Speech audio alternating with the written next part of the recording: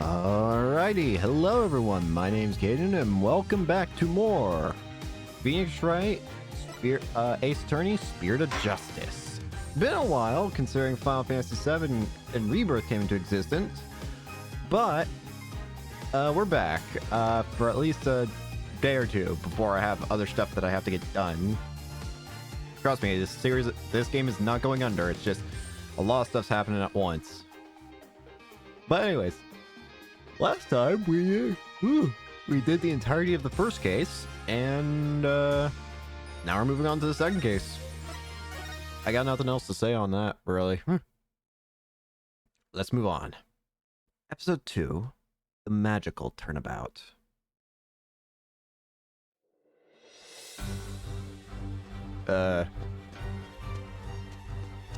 What the hell am I looking at? Alice in Wonderland? Is that Druzy? Behold my might!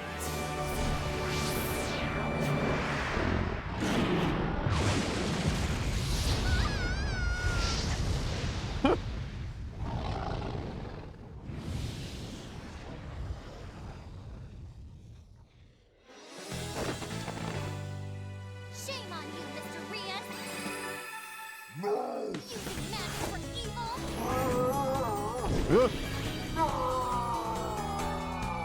Captured in a hat.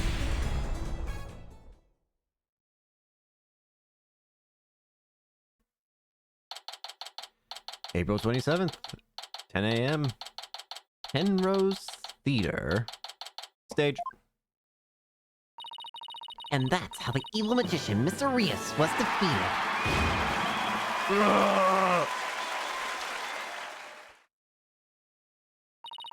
See for Act 2, everybody. Alright.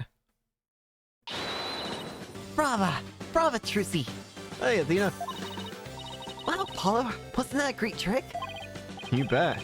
I've never seen such a great magic act. Did you know they even featured Trucy's show on TV this morning? Did they now? Penrose Theater, a well-known gateway to success for entertainers. It's here at this famous theater that we'll finally get to see Trucy Wright's Trucy and Cramry Land.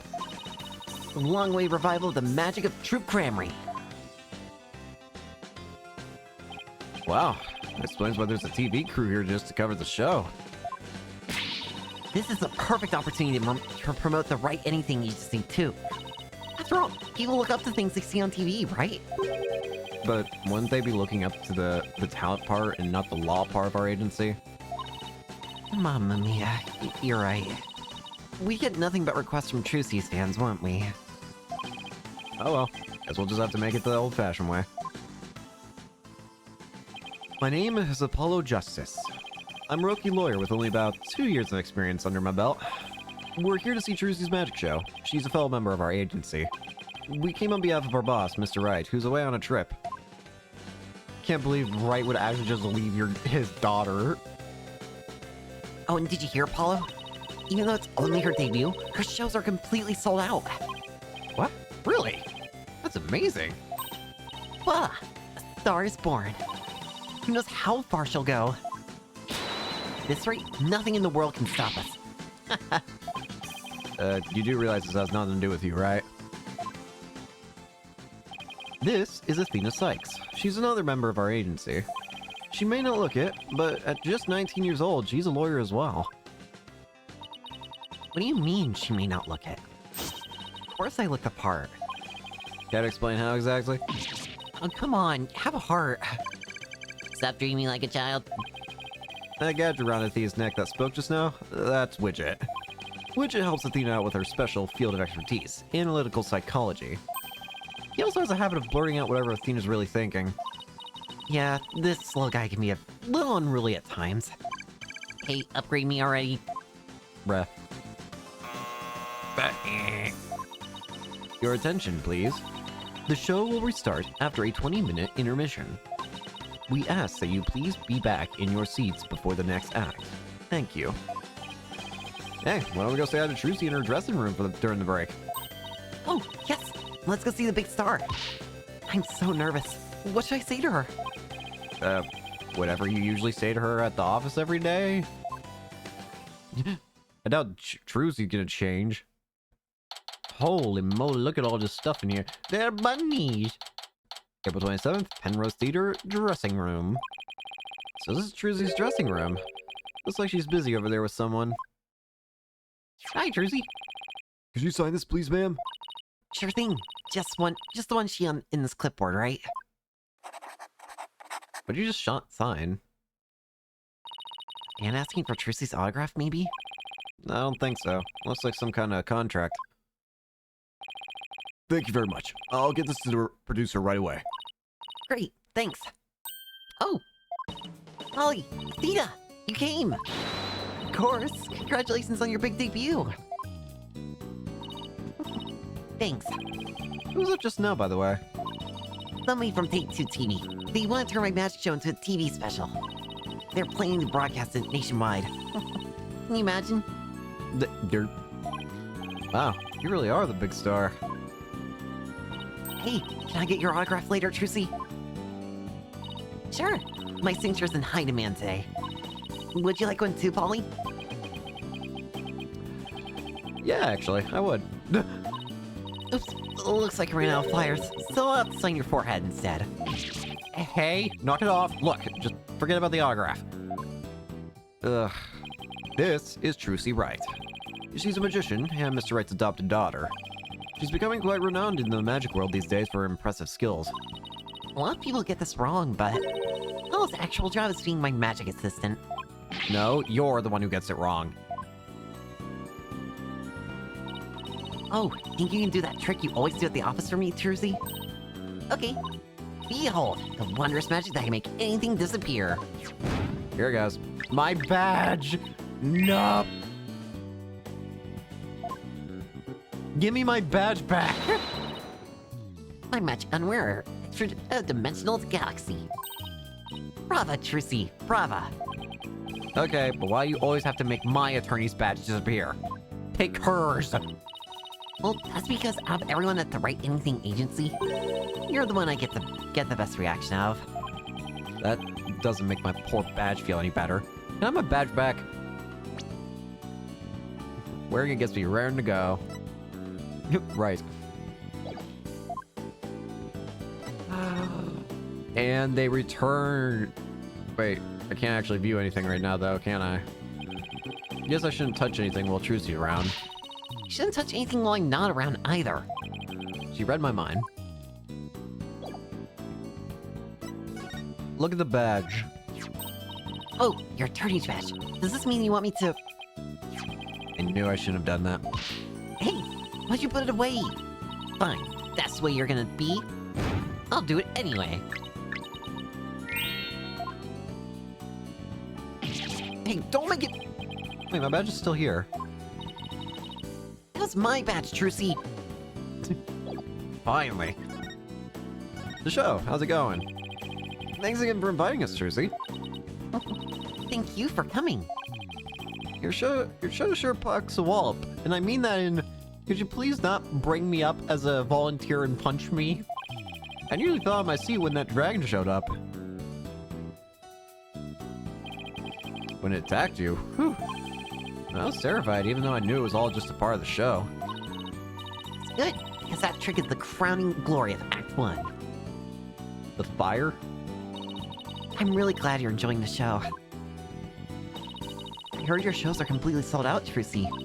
They say your fans were all over the tickets the instant they became available. Like hungry wolves going after their prey. Sounds like you've made a loyal pack of followers for yourself already, Trucy. But you two are the only ones who got a special VIP invitation from me.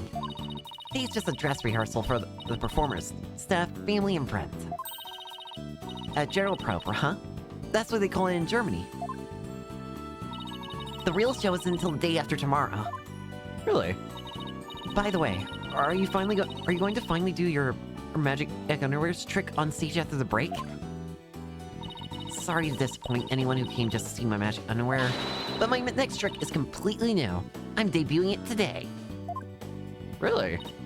Oh, a new trick, huh? Are you gonna chop up Paul into little lawyer bits? Funny, I don't recall ever agreeing to anything like that. Well, that does sound like a good idea. Today's trick is a totally new Troop Grammary original. The entire future of the troop is riding on the success of this special new trick. How so? What's this new trick? This show is really important to me. Isn't it like any of the other shows I've done? As a rightful heir to the Troop Grammary repertoire of magic, this show is my first chance to unveil the tricks I've inherited. Troop Grammary, huh? Yeah, I have a poster of them hanging right over there. I see him. Feels like it's been ages since I've seen a picture of them. So, I recognize 4 of them, but the 5th guy is news to me. Got 2 scars on his arm. Troop Grammary was a group of magicians who dominated the magic world in their day. Trucy is the sole heir to the troop's entire repertoire of stage magic. Huh? Who's this guy in green and purple on the left here? Oh, that's the great Mr. Reyes, the other magician in today's show. He used to belong to Troop Grammary too, a long time ago. Really? Okay, so tell us more about the special magic you're going to reveal today. It's a secret Troop Grammary trick. Left behind by my late granddad, Magsby Grammary. It's never been performed before, so this is the first time it'll be seen by the public. The grand unveiling, huh? No wonder she's been working so hard. Well, I better get going. Huh? Where to? To practice my act, of course. The show's only a few days away. Really pushing yourself. Didn't you practice until late last night, too? Yep, because everything's just gotta be right. Huh. Trucy inherited all the Troop Grammary's magic tricks from her father when he died. And the troop's entire legacy is now resting on her shoulders. No wonder she's feeling the pressure.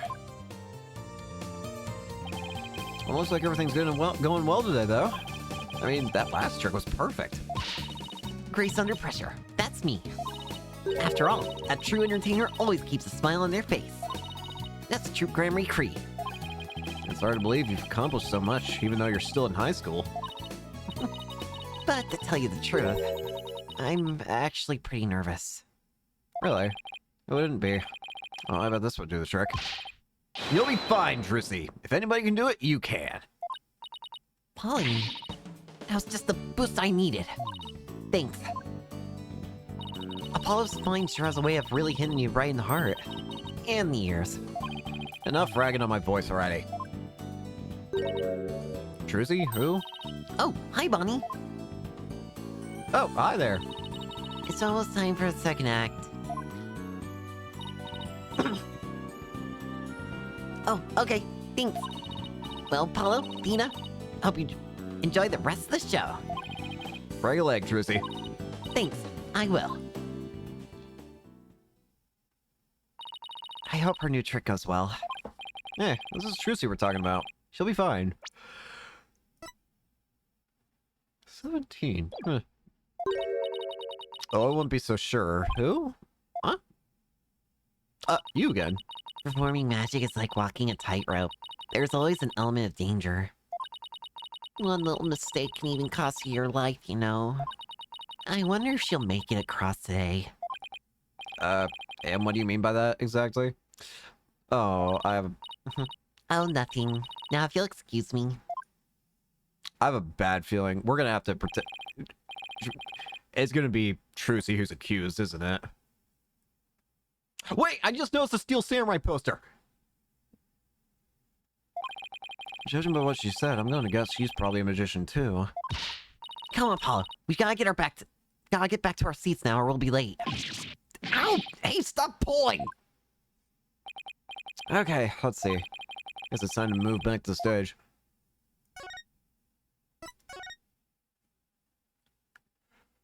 Ooh!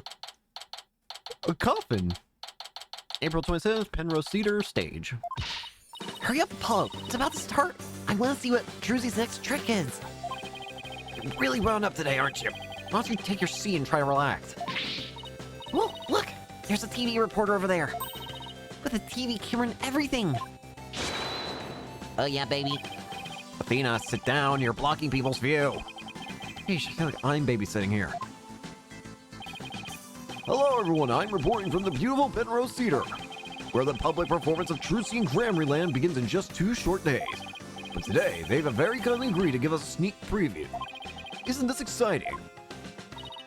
Apollo, do you think I was on TV just now? How should I know? If you were disgracing our entire agency, that's for sure. Hey, what the heck's that supposed to mean? Oh boy, here we go. Oh, here it comes. Now, give up your dastardly ways! No! It's the other magician. Bye. Huh? Over here. Ow!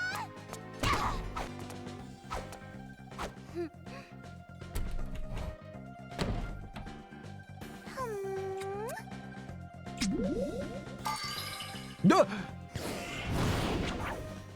Come now, Mr. Hat. Offer the girl's life up to Mr. Rias and bring him back to life. Oh, it's this kind of trick.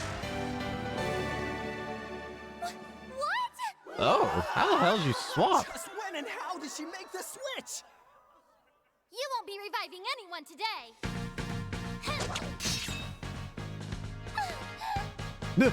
Nice face. The friggin' surprise face.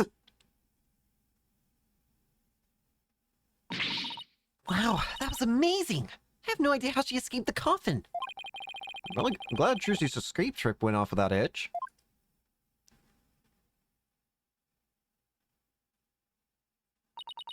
And when I open the coffin, like this, inside you see...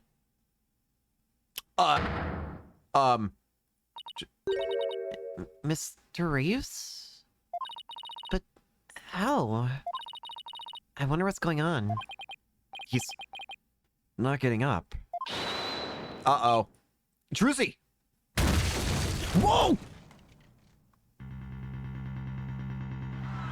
What the hell just happened? What just happened?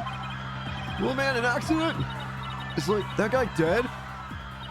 Wait, that's not part of the act? No, it's not.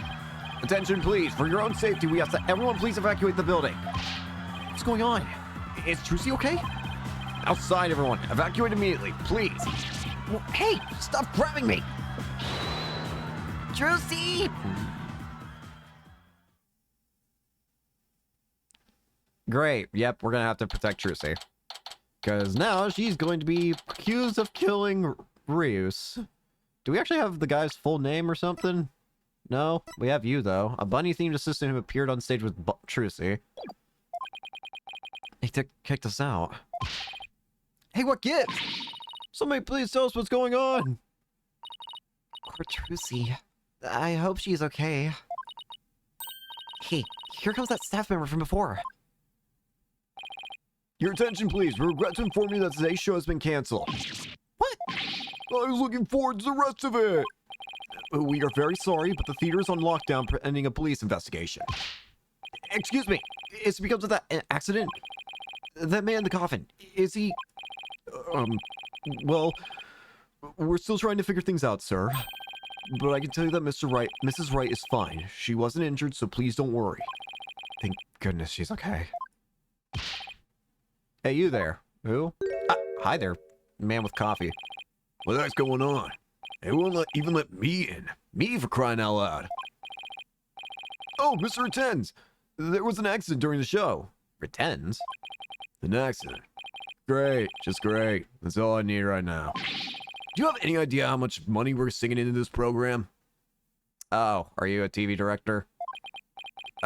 And you are? The man behind the scenes, that's who. This is a fine kettle of fish, let me tell you. Spinning all this is gonna be a real pain in my posterior, believe you me. Spinning? As in covering it up? Look, I gotta get inside. Seriously, can't a guy catch a break around here? Okay. Well, there he goes. Why don't we go back to the office for now? I'm sure Trucy will call us once things have settled down. Yeah, I guess you're right. Can I examine? Yes! Look at that clock. What are all these weird objects anyway? Are they supposed to be modern art? Like that clock. Is it just me or are the hands moving awfully fast? Ay, caramba. What kind of clock doesn't show the proper time? Is that part of what makes it art? Who knows?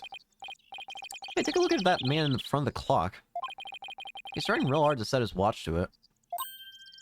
He is failing, and he will never succeed.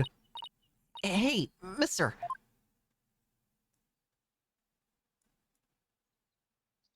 Big square. What an odd building. Yeah. That's a new one. The name Penrose Theater comes from the Penrose Triangle, an impossible object. Really? It's called an impossible object because it only exists as an optical illusion. An optical illusion? Uh-huh. Just like how that cube on the front of the building isn't really a cube at all. Really? It isn't? It sure looks like a cube to me. It's just the way it's shaded. The dark and light parts make it look like it's jutting outwards toward us, but it really isn't. Huh? It isn't? Come on, let's take a look. Okay, from over there. Okay. Oh, yeah, you're right. That is weird. What? Right! That's so weird. Now you get it? Now you get it?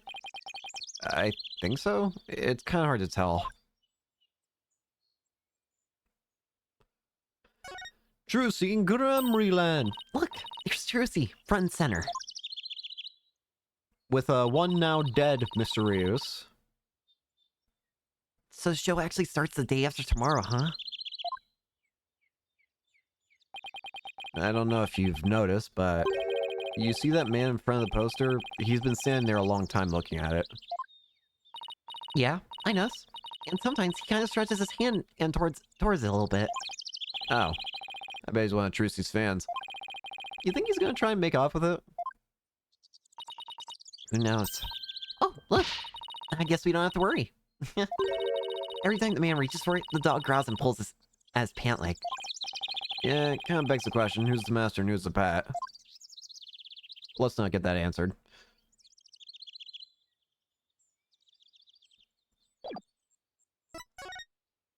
So, Athena, any ideas?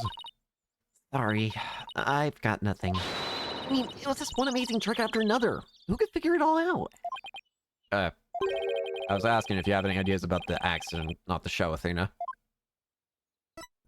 What do you want to do? I can't believe they had to cancel the rest of the show. I wonder if Trucy's okay. Yeah, poor thing. After all her hard work, too. I sure wish Mr. Wright was here right now. Well, I guess we better head back to the office. Nothing we can do here.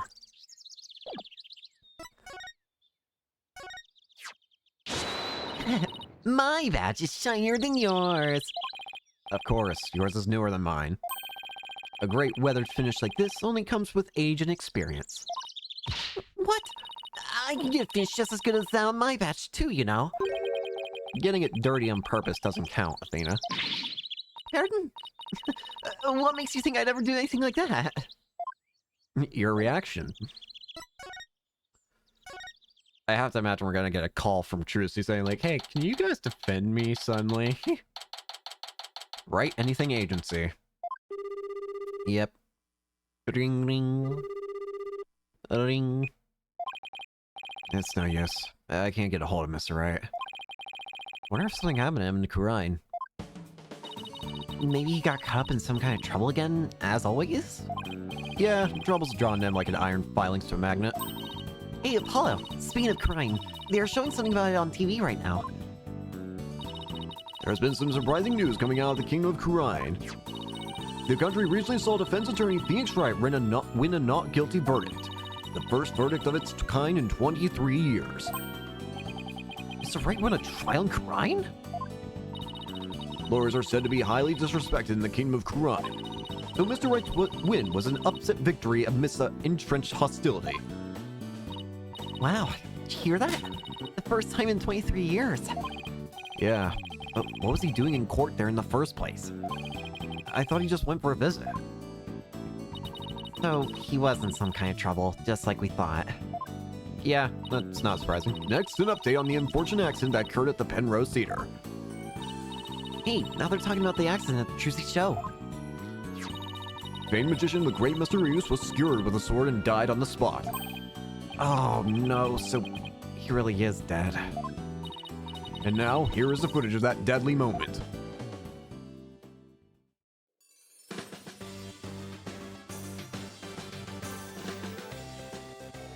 Yep. So the question is... So obviously they're gonna pin it on Trucy because she's the only one who would have stabbed.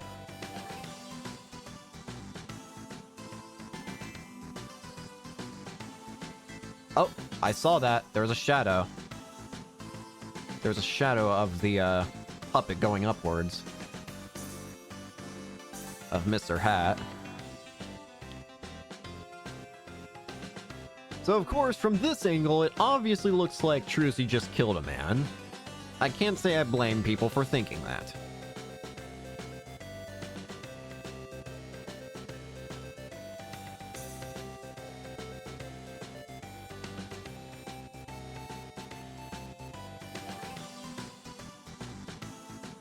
Yeah. And that's when the dragon fell.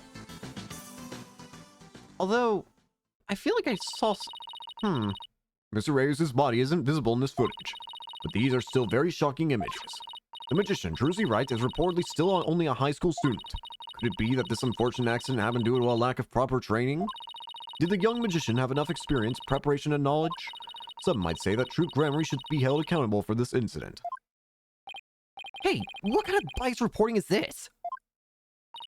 Yeah, they're making it sound like it's all Trucy's fault. Oh, we just received more breaking news. Oh my! The young magician in question, Trucy Wright, is now under arrest on the charge of involuntary manslaughter. What? We will keep you updated as this unfortunate tale unfolds. Stay tuned.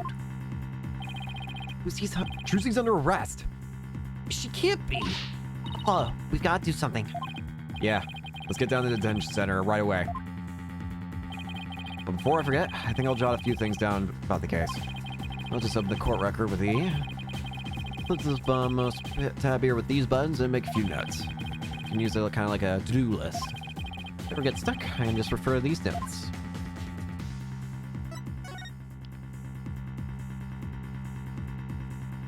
I can actually explore now. I wonder what kinds of tricks Trucy uses these things for. Like this little guillotine, for example. Well, a human head definitely wouldn't fit. So maybe something small and fuzzy? Ew, that's disgusting. Not to mention cruel. Trucy would never do anything like that. You didn't get mad that time Trucy put my head in a guillotine. That's because you performed your role with such gusto. I mean, your screams are so realistic, I couldn't stop laughing. That's because they were 100% real.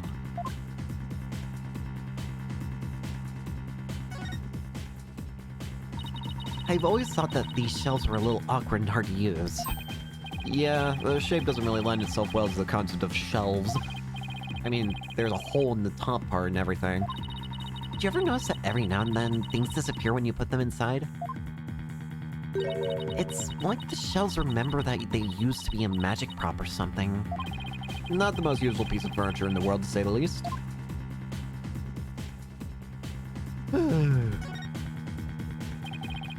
With everyone's personal items littering the office, this place is as messy as ever. Yeah, take this loud jacket of yours, for example. It's been sitting here forever. Loud? What do you mean loud? I love that jacket. Oh, yeah? Why don't you ever wear it then? Well, last time I wore that jacket... Oh, Polly! I'm so happy for you. You finally decided to take the plunge. Now you're ready for your stand-up comedy debut. You, Daddy, and Athena should form a group. You can see it now. Primary colored punchlines. Gosh dang it, Trucy. Let's just say that jacket brings back painful memories. Question mark? Floating spaghetti! It's yet another magic prop. Oh, I'm really good at that. How about you? I just don't seem to have the knack for it. I figure as much. After all, you're not really in tune with your body. You do realize this hoop is used for a levitating women trick, right? What? It's not used for hula dancing? And since you're really good at that, No, what I meant was... I think I'll recommend you to Trucy for the assistant role then. You can take over for me. What did I hula myself into? They didn't even talk about my spaghetti. Books. Miss Wright sure has a lot of law books and old case files. It sure looks that way, doesn't it?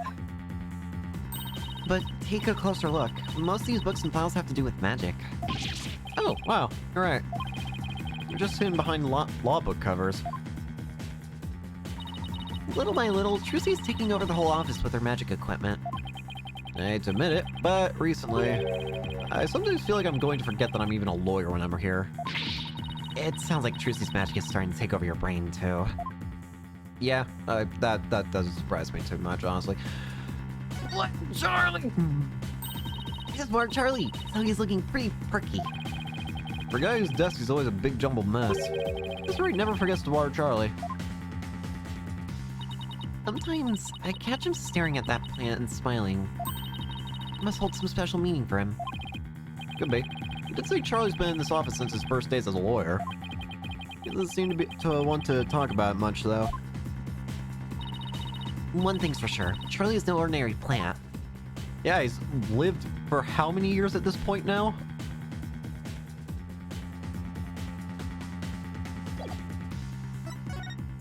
Any ideas? How dare they cover it like that? They're putting everything on Trucy. I'm gonna stage a huge protest, you'll see. Guys, Athena's scary when she's mad. Okay, so, what's the plan? I'm gonna stop watching TV completely, starting today. That's your huge protest? There's a show I want to watch this week. I can already tell this is gonna be a hard uphill battle. Yeah, good luck with that, Sisyphus. One must imagine Athena happy. No. I'll race you to the detention center. Loser buys the winner juice. Deal? A race? You mean I have to run? Let's just skip the running and go straight to me buying you juice. Yes! It's the 4th free juice this month. Athena's getting really good at sponging off me. Damn it. Damn it, damn it, damn it, damn it. Trucy. Yeah, we already know you're not guilty. I don't care what anyone else says. April 27th, Detention Center, Visitors Room. Poor Trucy. What can we even say to her? Oh! Holly! Athena! Trucy, are you okay? I'm fine. Don't worry about me. We saw the news about the accident on TV. Guess I can't Houdini my way out of this one. I got arrested and everything. Don't become like Maya. Just don't become like Maya and get arrested like 5 different times, okay? That's all I'm gonna ask. 1 time is enough. They claim I'm the one who caused the accident. That's not true, right? To be honest, I don't really know. I mean, I have no idea how an accident like that could have happened. The trick went off without a hitch. I'm sure of that much. Still, the police just won't listen to me. They've already decided that was all my fault. I was that exhausted after all their questions. Looks like she's been able to hang in there at least. Yeah. She really is one tough cookie. I know you're tired, but can you tell us a little bit about the accident? Yes, of course. Go ahead and ask me anything. I'll be fine. Atta girl, you know you'll be fine. You there, sir. You will give her comfort. The guard is standing there completely motionless. I forgot, you're just a statue. And Athena keeps making faces at him, trying to make him crack at least a smile. Oh, I think I made him smirk a little. Come on, leave the poor guy alone, Athena. Microphone. It's the microphone for speaking with people on the other side of the glass. I think he was trying to stump the guard with trivia questions. Oh, this guy's good. He answers in the blink of an eye without batting an eyelash or moving a muscle. Is he that bored?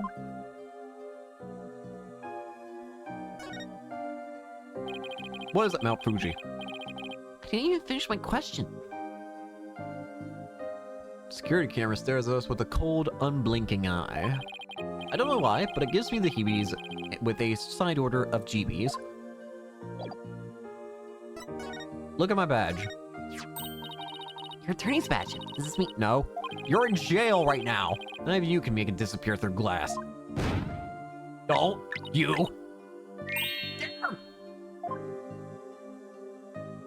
Huh? It's gone. How did you do that? And how are you going to make it reappear? Oh, guard, I'm ready to go now. Wait, what about the rest of the trick? Damn you, Trucy. For starters, can you help us understand what happened? In today's show, there was a dead body in the coffin. How'd that happen? Was there some kind of accident? I don't really know. The coffin was supposed to be empty when I opened it. But instead, Mr. Rios' body was in there. Must have been a huge shock for you. So, the trick was set up in a way to where, for some reason, Reyes' body was in there.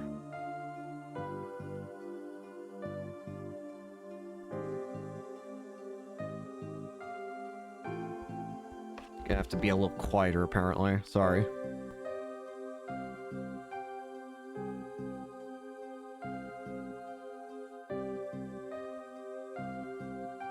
And when the dragon set piece fell down at the end, was that an accident too?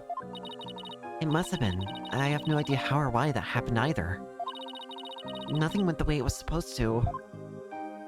I still can't believe Miss Reyes is actually dead. As tough she is, this is obviously taking a toll on her. How did Mr. Reyes' body get into the coffin in the first place? Trucy, we need you to tell us the secret of the trick. You know what they say, a magician never reveals her secrets. But I guess I should make an exception this time. But if you ever tell anybody, I'll make you my guinea pig for every single new magic trick from now on. Don't worry, I'm a lawyer, remember? Client confidentiality is part of my job. Alright. So, let's call this trick Trucy's Great Escape. How did you get out of the coffin? Alright, here goes. I'll reveal the trick just for you two. Prepare yourselves for an exclusive explanation by Magical Girl Trucy Wright. There's a secret trapdoor in the stage that leads down to the understage passage. A trapdoor? So when did you slip down into the understage passage? Remember Mr. Hat was on stage holding a sword next to the coffin? Well, by then, I had already escaped from the coffin and was waiting understage. And while I was down there, I did several things to get ready for the next part. Technique. Okay, so what happened next? Mr. Hat was quickly raised up to the catwalk by wire. There's a cushion up there that acts as a shock absorber when Mr. Hat hits it. Meanwhile, I popped up back onto the stage through a different trapdoor. And voila! The switch is complete. The diagram depicting the stage where the show was performed in the understage passage. I had no idea all that was happening. I was convinced you were still in the coffin. And that's what professional magicians do. They make their audience see something that isn't really there. In other words, you make us see illusions, right? We call it misdirection. While we keep you busy believing on one thing, we're busy making something else happening. What we say is there really isn't. And what we say isn't there actually is. I get it. It's kind of like a magical bluff. But there's no escaping the fact that the victim's body was actually in the coffin. So the question becomes how was Mr. Reyes in there? It wasn't empty like it was supposed to be. Yeah, that's the part I don't understand. The last thing in the world I expect to see in there was Mr. Reyes. Could he have climbed in there by mistake? I should get back to asking Trucy about the accident. Can you tell us more about the victim? Mr. Reyes. Who exactly is this Mr. Reyes? You said he used to belong to Troop Grammary, right? Wait, you don't know who the great Mr. Reyes is, Miss Apollo? He's super famous. He's all people talk about on TV. Really? I just assumed he was one of Trucy's assistants. Way to diss the dead, Apollo. Bro, I didn't know. So how did the two of you come to perform together, Trucy? Well, like I said, he used to be a member of Troop Grammary. He is a prodigy of my granddaddy, Magnifique Grammary. So the TV station arranged for us to perform together this time because of that connection. Did he continue performing as a magician after he left Troop Grammary? No, he got injured while practicing for a show about 13 years ago. That's why he left the troupe. After that, he took a break from magic for a while. I'm pretty sure it's a recent thing, him getting famous again. I only started seeing him on TV again maybe last year. Really? Excuse me. I had nothing but respect for Mr. Reyes as a magician. I can't tell you how sad I am this happened. Can't imagine how traumatic it must be to have someone die during your big show. Oh, but hey, don't worry, I'm fine. I have to stay strong for my fans. Trucy. Huh? My bracelet's reacting. People tend to unconsciously tense up when they're trying to hide something. When I pick up on their distress, the bracelet around my wrist starts to feel tight. So I guess this means that Trucy's trying to hide something from me. Well, I guess I should give my bracelet a tap with R. Trucy, what are you hiding? I get the feeling I already know where it's gonna be. I can see things others can't. The slightest twitch, gesture, or change in expression. Yes, I can see it all when I'm concentrating intensely like this. When people are feeling nervous, they sometimes reveal a certain habit or tell. I'll just shift my viewpoint around until I find Trucy's tell. Ah! Okay, I think I found her telltale tell. Now listen carefully to every word and see what she gets shifty-eyed over. And I'll perceive whatever she seems nervous about to get to the bottom of things.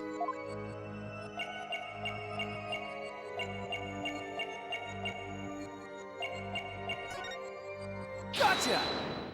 Trucy. Come on, Trucy.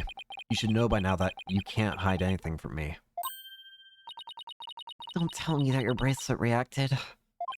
Yep. And here I thought my smile was going to do the trick. Looks like I broke the first rule of being a magician. A true entertainer always keeps a smile on their face, right? I remember hearing you say that before. That's right. It's a Grammary motto that my daddy used to say before he passed away. I'll never forget it. It's one of the few precious memories I have of him. You can't keep everything inside, Trucy. You'll burst. Why don't you tell me what's bothering you? I can't.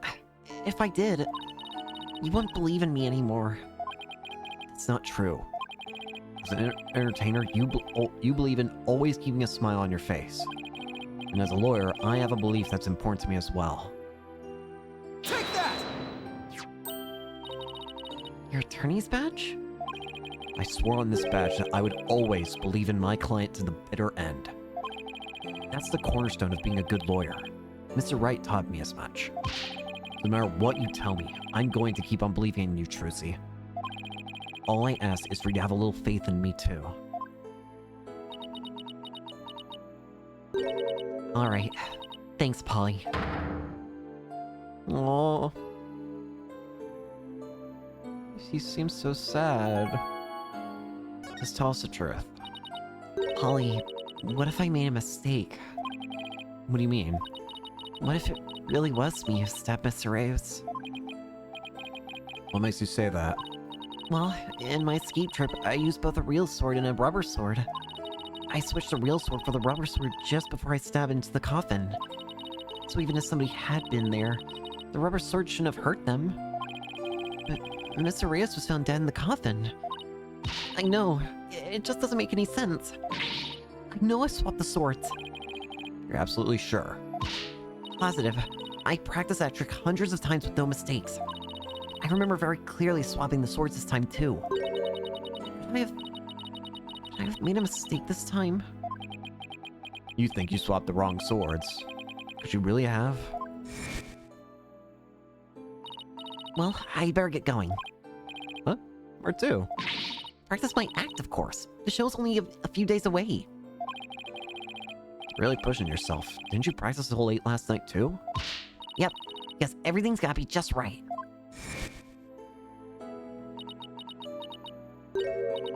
Maybe I really did kill Mr. Reyes. Trucy. The worst possible mistake I can make. Such a horrific accident right in the middle of my show. And yet all I can think about is... now that this has happened, Grammary will get its performance rights pulled. There'll never be another show. Everything my family worked so hard for will be gone forever. Poor Mr. Reyes had his whole life and great career ahead of him. I ruined everything. I destroyed it all.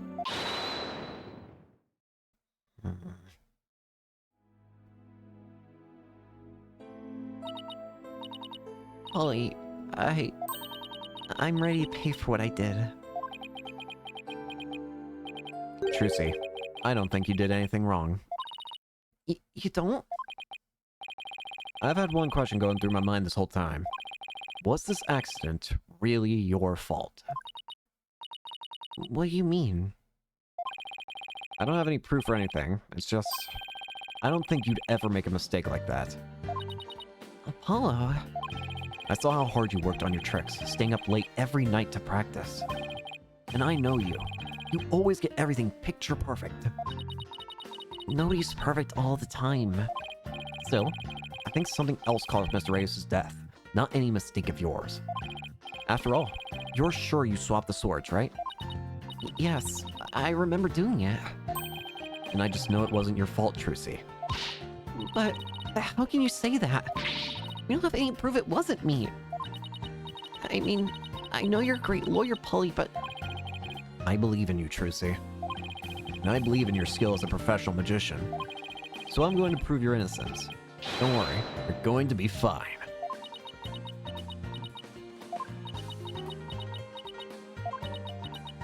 Aww.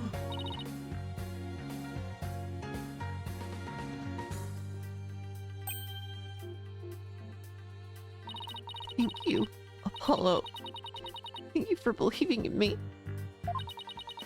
I'm going to believe in you too. Good. I'm sorry. I need tissue.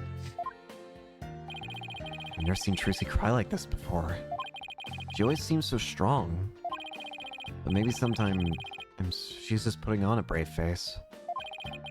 She's still just a kid after all. Alright, Trucy. We gotta prove your innocence then. So, I have to ask to make it official, but will you let me defend you? Yes. I'm counting on you. I don't want to have to cancel the show on its opening day. Right. Seems fine now. Rosie, let's win this trial together. Unlike some people. Can't be loud because people are still asleep in where I'm at. Well, we better get right to investigating. Come on, Athena. Wipe that nose and let's go. Excuse you. Do you see any snot on my face, Apollo? Yeesh. Talk about an emotional roller coaster. We'll need to investigate the stage of the Penrose Cedar Wall where the body was found. Yeah, I hope no one will try to stop us. If you're going to the Penrose Cedar, can I ask you a favor? Of course. What is it? Well, there's a very special notebook behind in my dressing room. Sure, we can pay it up for you. That notebook is really, really important to me. I don't know what I'd do if anybody read it. Oh, wow. I wonder what's in it. The notebook is in my blue handbag on the table. It's big and black. You can't miss it. Thanks in advance. And with that, I gotta go. Seems like you've got more questions for me. Alright, see you later, Trucy. So, should we investigate the stage first or get to the notebook? I say notebook.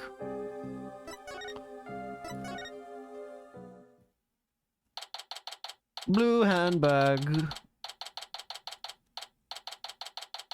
Penrose Theater, dressing room. Dressing room looks like the way it did before the incident. All these items look kind of lonely without their owners. We have to find Trixie's notebook for her. Let's see, she said it would be in her blue handbag on the table, right? We should see what else we can check out while we're here.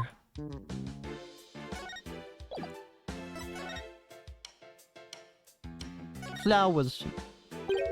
Huh? Aren't these Ninetale flowers? Oh! From Ninetales Vale. Wait, that's the Gaviniers then! I just realized that's the Gaviniers on the right.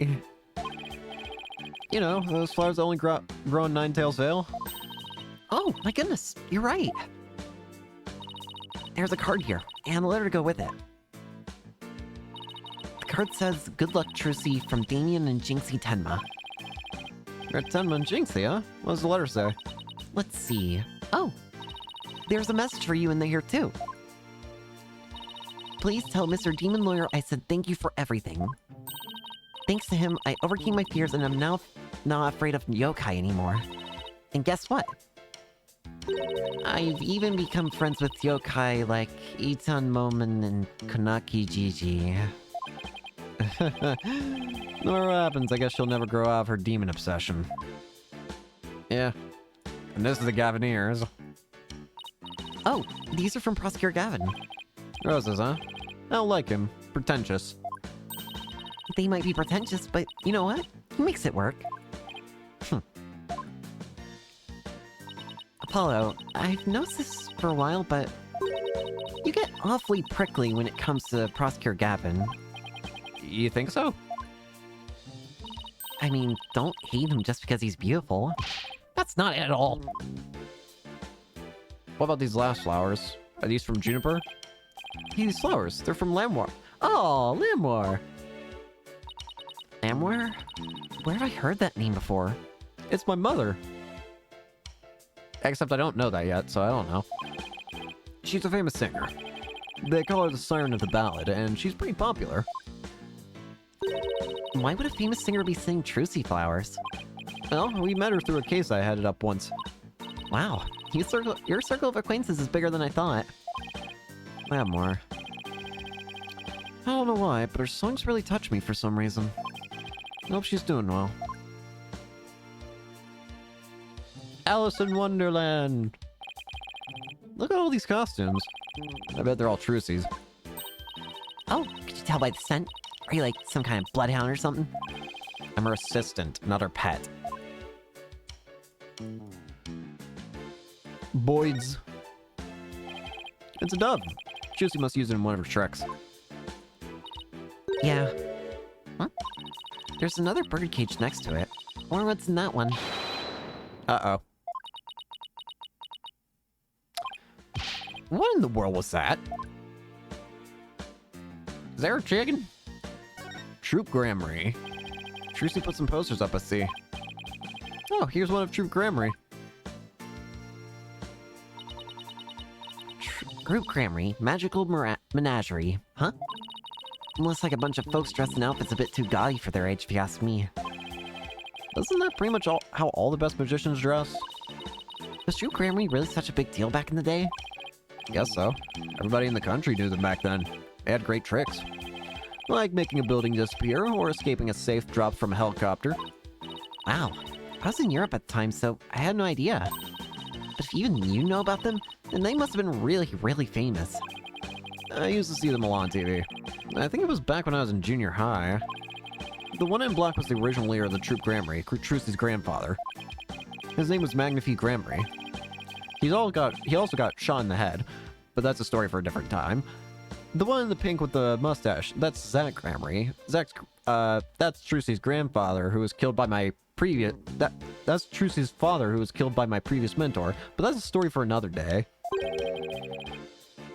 Trucy's late biological father. Oh, and look, there's Mr. Reeves. So this poster's from back from when he was a member of Troop Grammary, huh? There's also the yellow guy who was the one who killed old Magnifique, but that's a story for another. 13-year-old poster. Mr. Reyes was injured during a show 13 years ago and left Troop Grammary. I wonder if the injury they're talking about is that, like, the scar on him. This looks like Mr. Reyes' stuff. Look at all this stuff. It must belong to Mr. Reyes. I just want to check something. Hi. Man somewhat connected to the magic show. He showed up at the theater after the incident took place. The victim...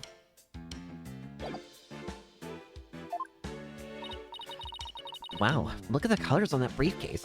Thankfully, this game is also going to be longer because of all the, This game's probably going to be longer because of the fact that we have all these, It was weird to me that Dual Destinies didn't have, like, examining, like, every room. Like, you couldn't examine every room. I get that it probably made things, like, more streamlined in terms of, like, getting through quicker. But I think it's better to just have the... But I think instead of taking away extra flavor text, they honestly should have just started with this. Like, just made it so this is obvious. Like, for those who want to just speed through, I think this alone helps with making things go quicker for those who don't want to look at the flavor text. I don't know. I just think it was weird for Dual Destinies. I like Dual Destinies a lot. I think it was fantastic. I just think it kind of sucked that it didn't have any flavor text, really. Look at the colors on that briefcase. Do you think he carries that around with him on his time off? Well, during his shows, he wears a mask to hide his identity. If he carried that briefcase around when he wasn't working, wouldn't it give him away? Also, can I just mention, that's honestly a terrible mask for hiding your identity. Half your face can be seen. I mean, unless there's something very wrong with the other half of his face, you could literally just mirror his face and probably get at what you're looking, like, what the person's identity is. I'm gonna be honest, that is an awful disguise. Ah, but you guys change gears and look at things in a different way at a time like this. Oh yeah? Meaning? Well, what if Mr. Reyes wore his full costume all the time, even when he wasn't working? That just sounds kind of painful. Then that briefcase wouldn't have given him away one bit. Okay. I'm getting pretty good at this turn your thinking around stuff, huh? She's like a little kid who's learned a new trick and couldn't wait to try it out. Bunny. Oh, look at the adorable little bunnies. Rabbits, huh? I used to have a pet rabbit. Really? Really? You? You sure don't look the type. What do you mean? What's wrong with me having a pet rabbit? Aren't people who have rabbits as pets usually the quiet, sensitive type? Well, pardon me for being so loud and insensitive. Rude. You got a coin. Big black briefcase. Look at all this stuff. Look at all this stuff. I bet it belongs to that bunny assistant we saw in the show. Oh, that's a lot of stuff. Does she really need all that? I mean, I don't think I've ever seen so much makeup. When it comes to sheer number of items, your desk back at the office isn't any better. Those things are a natural accumulation of 2 years of work, and they're all necessary. Really? Instant noodles and crackers. Of course! I need those for when I have to stay at the office all night preparing for a case. And the comic books too? Oh, of course I need those too. Manga these days are super realistic and informative. I need them for research. Uh-huh. I see. So you need to research street fighting and the funnies, do you? Yeah. Yeah, that sounds about right.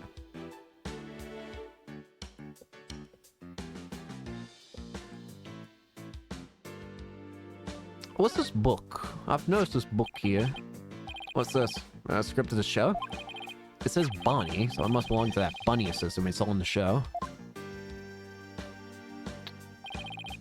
You and I got to see the first two parts up to the end of the 10:20 a.m. segment. 9:30 a.m., Mr. Reyes transforms into a dragon, Trucy's hat trick. 10:20 a.m., Bonnie's teleportation trick and Trucy's escape trick. And 11 a.m., Mr. Reyes' fire trick. This will be dangerous. Make sure the fire bucket is ready. Okay. This Mr. Reyes' fire trick. We didn't get to see that part. Yeah, because they canceled the show after the accident.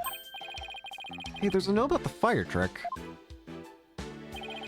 This will be dangerous. Make sure the fire bucket is ready. Fire bucket. Have to keep an eye out for that. Come to think of it, when Mr. Reyes turned into a dragon, it breathed fire, didn't it? Coin tricks and fire tricks were Mr. Reyes' specialty. Maybe they had some big finale planned, where Mr. Reyes and Trucy would face off in a grand magical showdown after his revival. Curious. Well, let's go ahead and check the bag. Ah, here's the handbag Trissy was talking about. I feel a little funny about digging around in a girl's purse. Athena, you do it. I guess it's okay to open it. After all, she did ask us to. But not you, Apollo. Let me do it. Thank you. Let's see. Huh? No, not this. What's this? Oh, wow. She has... Oh, Trucy, you are bad. What is it? I want to see too. That's funny. She said it was a black notebook, right? But there's nothing like that in here. Someone stole it. So, I've currently got 2 culprits, only because they seem kind of weird. My 2 culprits of seeming weird is you, because you said something cryptic about, oh, it being dangerous to do magic show tricks. And you, because, I don't know, you look weird. Also, you kind of just appeared out of nowhere, so I'm kind of curious why you exist.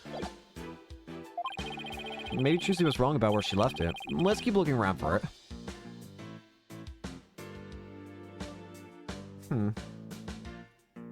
Oh, wait a minute. There it is. I say we take a look through Mr. Reyes' things, too. Hey, is that a notebook sticking out from behind his briefcase? You're right. It's practically screaming over here. Look at me. Do you think it could be... Oh, wow, Athena. It is. Our hunter's right. It's Trucy's notebook. What's it doing mixing with Mr. Reyes' stuff? Good question. Trucy's ultra-important notebook. It was mixed in with Mr. Reyes' belongings. Well, we at least got it back. It's locked. Guess that means we can't read it. Wonder what kinds of secrets are in there to make her want to lock it. A girl her age needs privacy. Besides, everybody has a secret they don't want others to know. Considering the look of the book, I'm going to assume that it's probably just the collection of the, it's probably just all the magic tricks that she inherited from Magnifi. This is probably, like, the reason she doesn't want anyone to see them is because they could steal the magic tricks and do them for themselves. So, that's probably what this book is what I would assume. If there's anything in there about kisses or crushes, I think Mr. Wright would cry.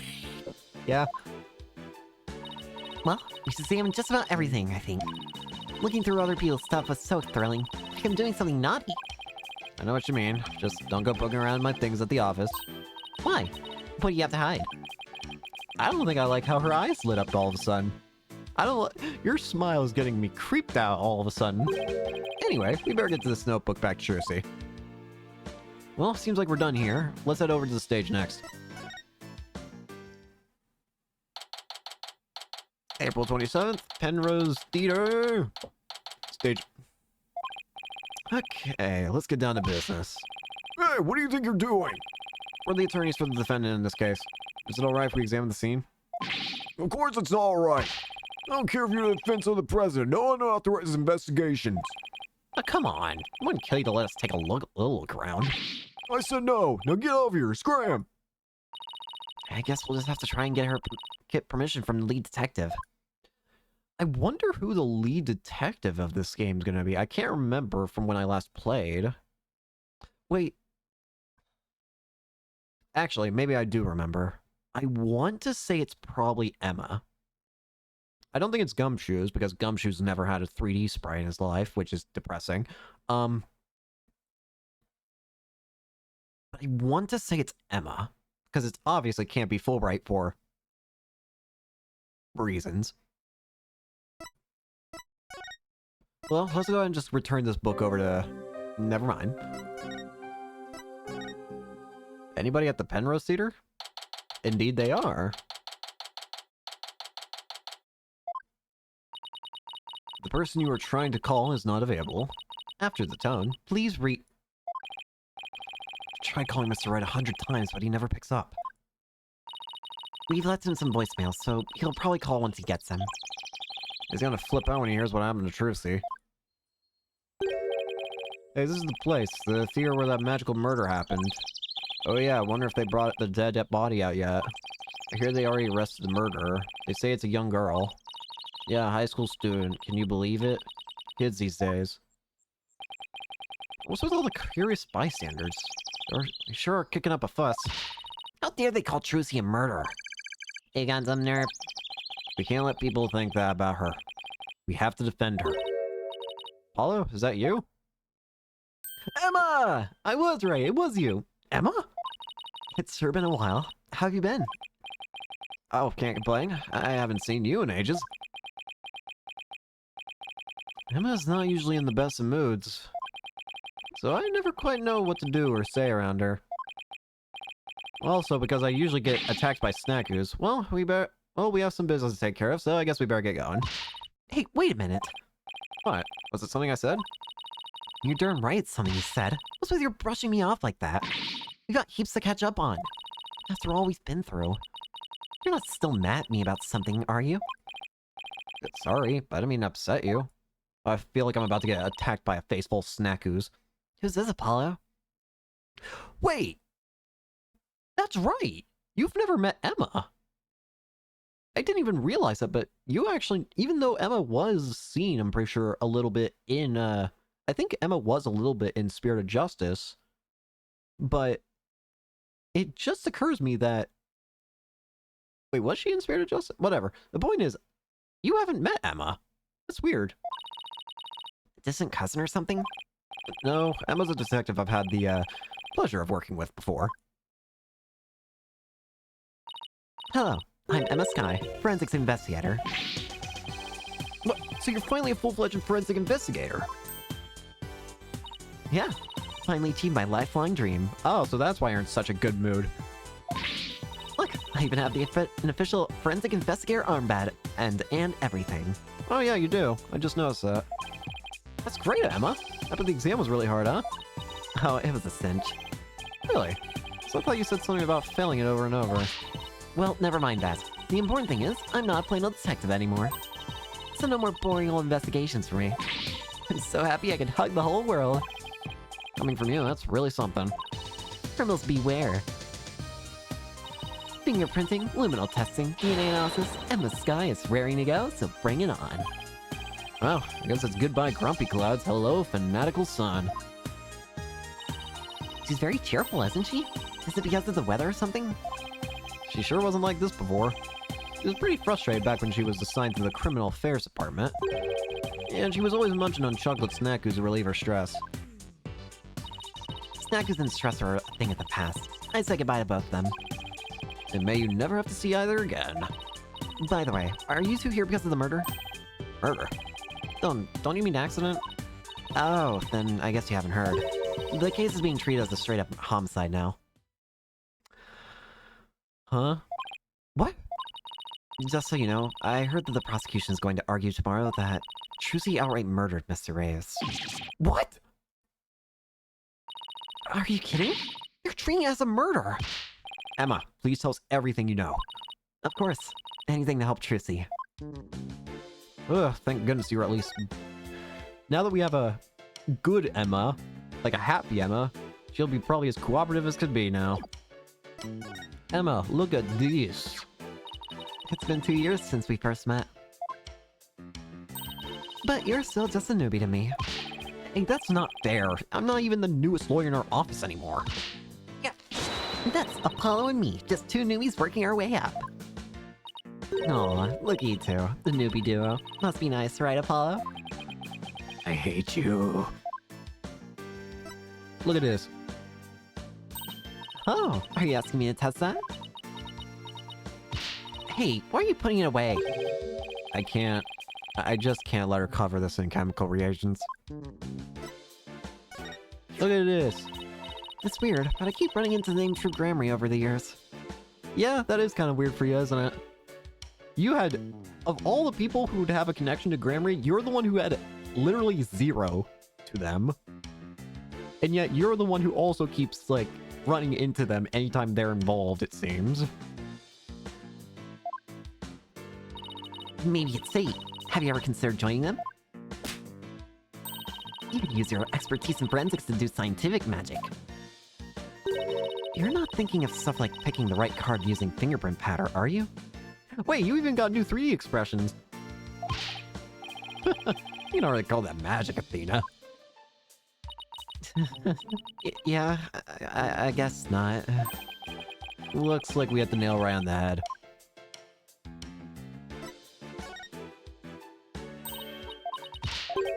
Let me cover it in fingerprint dust, please. I want to see who owned this.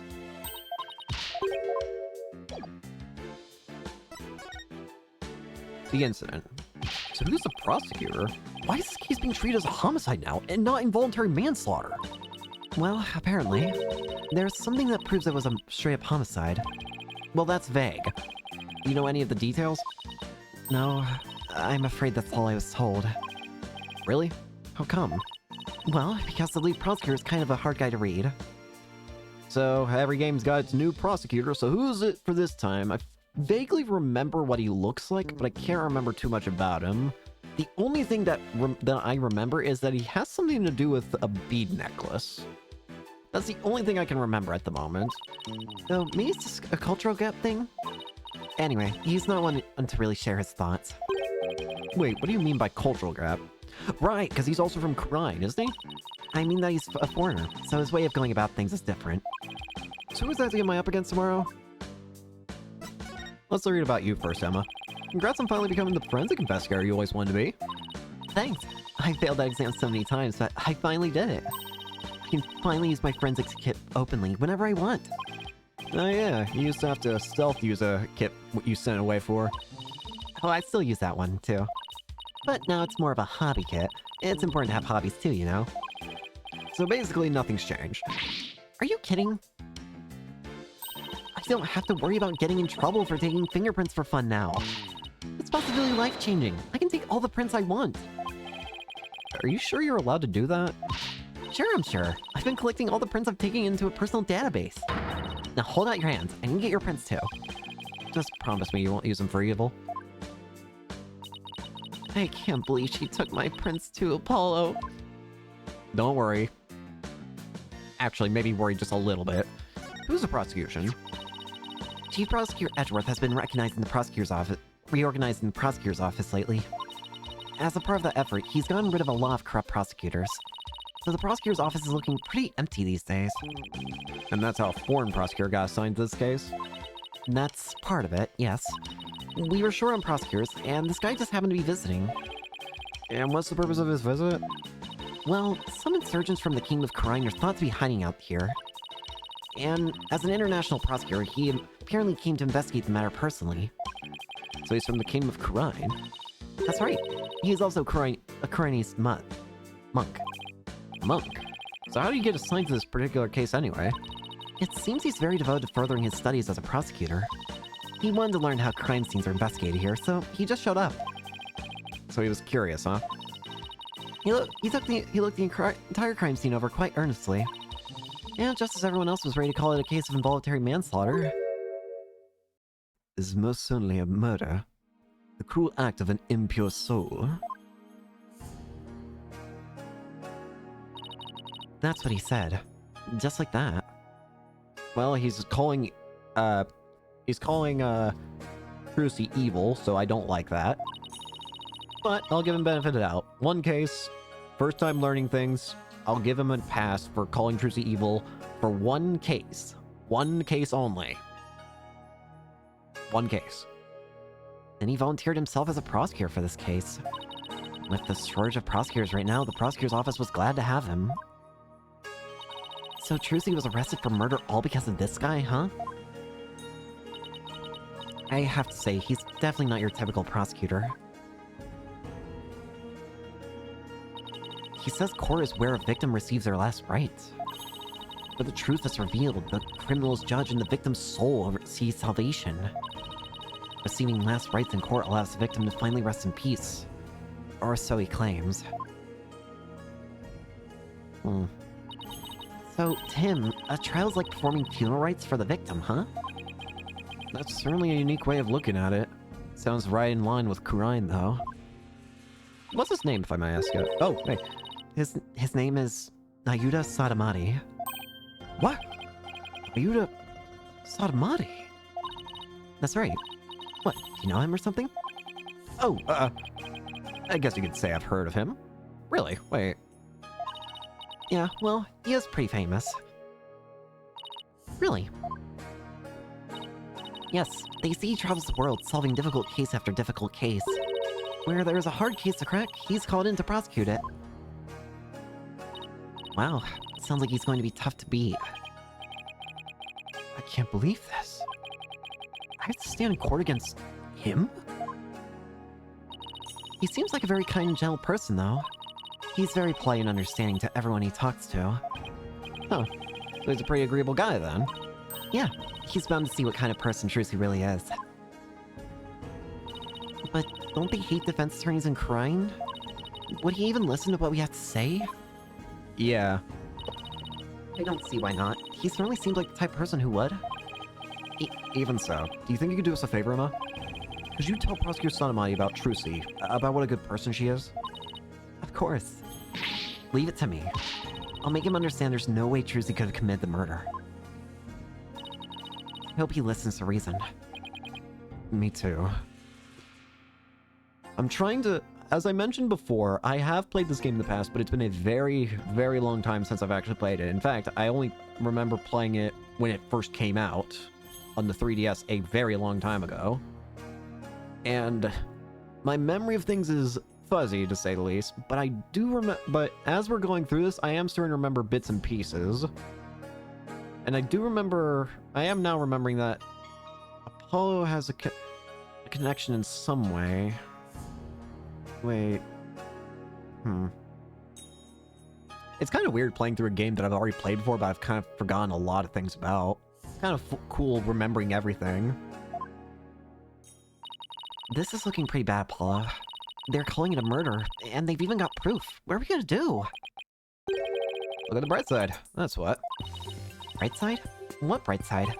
Well, the good thing about there being proof is that there has to point to a real killer. If we can find find out who that is, we can prove Trucy's innocence. Oh, hey, you're right. Which means our objectives are clear. We have to find two things: proof of Trucy's innocence, and evidence that the true culprit's identity. So, the main point in this case is that I'm already going to ask is, how exactly did Reyes' body get into the coffin to begin with? Because, as we know it, there's not really any way it could have been in there in the first place, unless it was... So basically, the way the trick worked... You know what, Paula? You're starting to give me a glimmer of hope. So the way we know the trick is that we saw in the video that Trucy gets pushed in there and then locked in. Mr. Hat gets charmed and is going to stab the crate, but that's when by then Trucy's already gone down here, or gone over here, gone up and swapped with Mr. Hat. There's also in that video, it showed a shadow, which proves that Mr. Hat went up. Now, the question is, at what point did the body get in here? Now, the first thing that comes to mind is, was the body already in there? Like, did Trucy just enter a coffin with a body already in there somehow? I don't think... I can't imagine that would be the case. But at the same time, that's the only likely only likely thing that I can think of. But again, that would also mean that Trucy willingly got into a coffin and then would see a dead body in that coffin. So why would what would have been done to make it so that she couldn't see a body like that?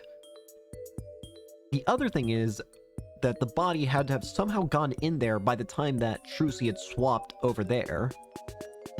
Like, swapped with Mr. Hat. But that creates the question of how... The only way that would make sense is that during the time when Trucy swaps with Mr. Hat, at some point, Reyes would have to have also gone up into the coffin. But that creates the question of why? Why would he do that? He knows what trick... He would have had to have known what trick was going on, right? So why would he willingly go into a coffin?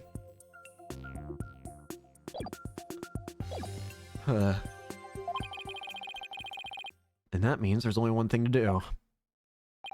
Emma, would it be alright if we investigate the crime scene? If I said no, he'd just do it behind my back anyway, right?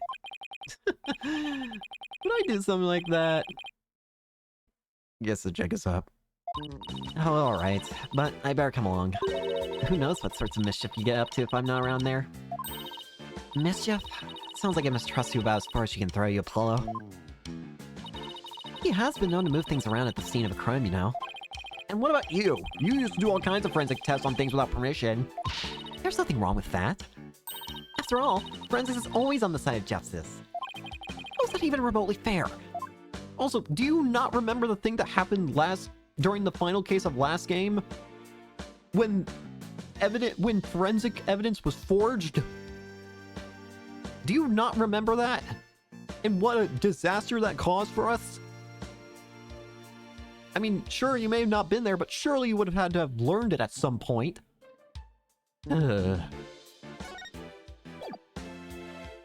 Anyways, let's go back to the crime scene.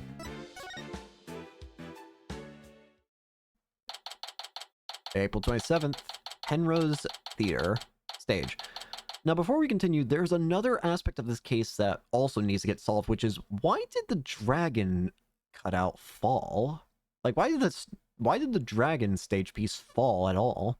I remember in the video, there was something that caught my eye. When it fell, there was a faint shadow in the background that also went up at the same time.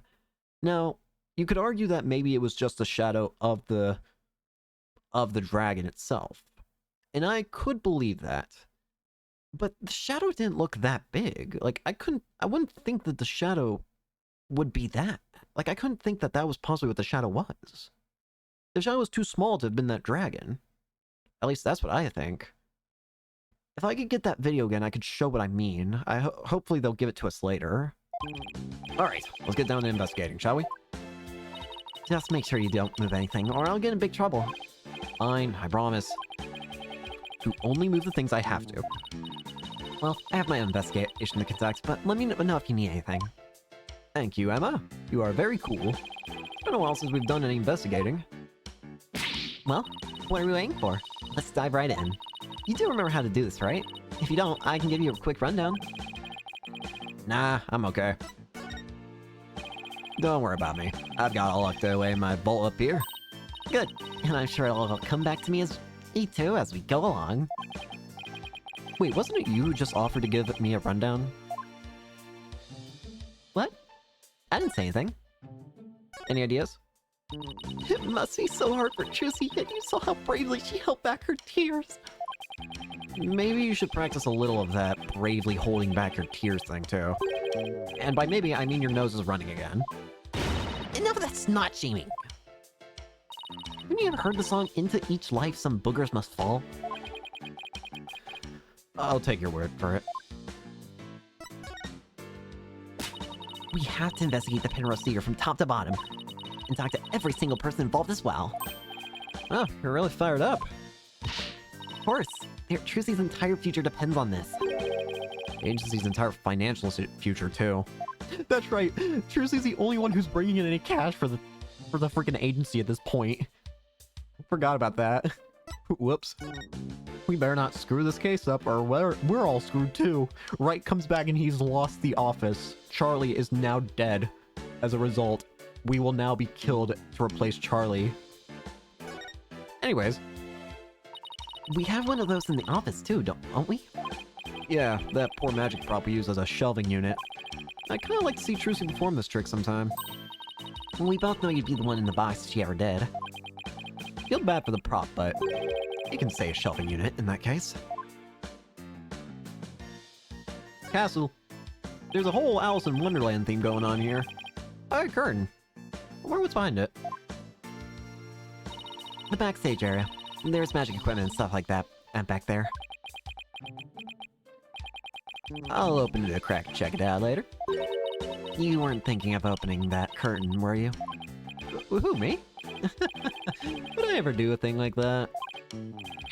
Guess I'll have to ask her to open it for me later.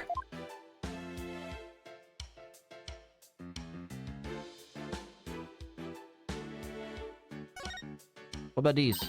Oh, I've seen something like this before. It's like that game where you stick swords into a barrel until a little man pops up. Huh. Doesn't sound like any game I've ever heard of. Really? It's pretty famous in Europe. Did you have anything to play with as a kid? Oh, you know, simple Americans. We're happy with a hoop and a stick. What does that mean?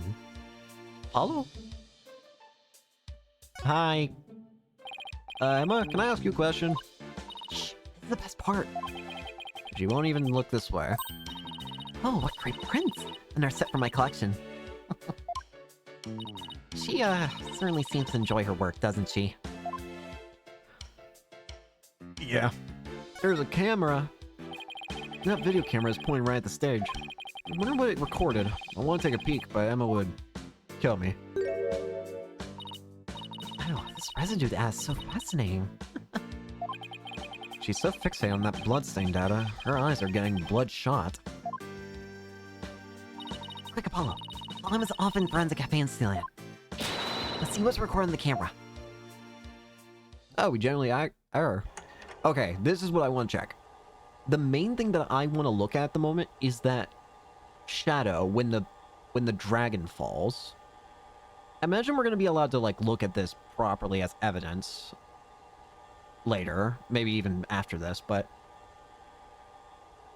I want to look at that shadow. I also want to see that sword, because Trucy mentioned that there's 2 different swords, right? I want to see if at any point you can see the sword swap. And if there's any obvious difference there.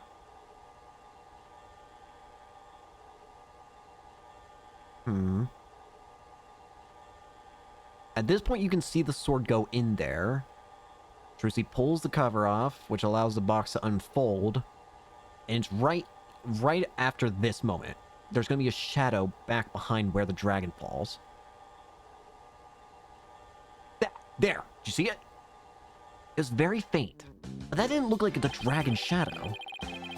That's what I'm most curious about. What is that shadow? There's no way that's the dragon shadow. But what is it?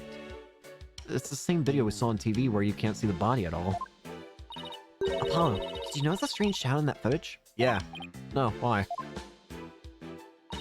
I don't think it was my imagination, but I'm pretty sure I saw something. A strange shadow, huh? Or what it was. I knew it. There was and Athena confirmed it for me as well. There is something weird there. So I'm not just seeing things, then. It looked... You know, now that I think about it, I'm trying to... Did it look like a person's shadow? Like a person in a cloak? It kind of reminded me of Mr. Hat's shadow, but obviously it couldn't have been Mr. Hat because Mr. Hat was already drug up. But it looked vaguely similar, in a way. So maybe it was a human or something. If I could just have that on replay, that would be nice, but let's look at the dragon thing for now. This is what they call a set piece. It's a piece of the onstage scenery. It suddenly fell down after the body was revealed, if I remember correctly. Just as the brave heroine screams, the spell on this dragon breaks. Losing its wings, the dragon falls to the ground. That moment marked the collapse of Trucy's magical kingdom. Magic, huh? Yeah, sure. The timing was so perfect, I'd be genuinely surprised if it was magic. Yeah, it was pretty perfect for timing-wise, wasn't it? The other question then becomes, what was the motive for this crime? If the biggest thing is, it would have to be someone who doesn't like Trucy for some reason. Maybe just because they're a better magician than them. I don't know. What do we got back here? Okay, we've got more things. I want to look at the sword. There's a sword here. It's covered in blood. Must be the murder weapon. So, hang on. Trucy said she was sure she switched it out with the rubber sword. Fortunately, this one certainly doesn't look like it's made of rubber. So this is the real sword. This is the real one that could hurt someone. And evidently, it's got blood on it. Hey, Emma. Were there any fingerprints on the sword? Check it. Let's see. According to my data, no prints were found. But that could be because the culprit wiped them off. Come to think of it, Trucy was wearing gloves during the show. So she certainly wouldn't have left any prints either. Wait. Can I not investigate anymore? Something isn't right. It just doesn't make any sense. What's the matter, Paula? You're making that weird thinking face again. How did what should have been a rubber sword get switched with a metal one? Plus, the timing of that dragon set piece falling down is way too perfect. Wasn't that just a little too convenient? So it was definitely timed so that the dragon would fall. First of all, who did it and why and how? Who, how, and why? Something just isn't sitting right. Ground control to Major Apollo! Can you hear me, Major Apollo? Athena, I think I've got it. I think somebody switched Trucy's rubber sword for the metal one. Huh? To pin the murder on her. Somebody switched the swords? But when could they have done that? When everyone was too busy to notice. Right. It could have been done after the crime was committed.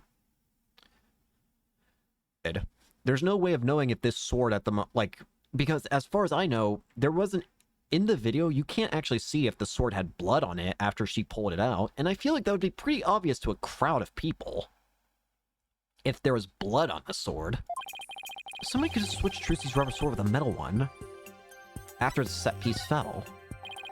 After the set piece fell, everybody in the audience was kicked out of the theater, meaning anybody who got in was free to do whatever they wanted, and they could do whatever they so desired to the crime scene.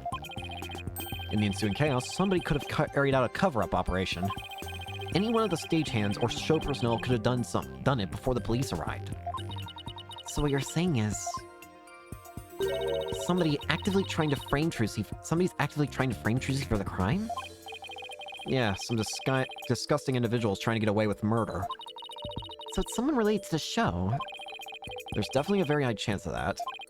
Now, if we could just figure out who it is. Peculiarities all around.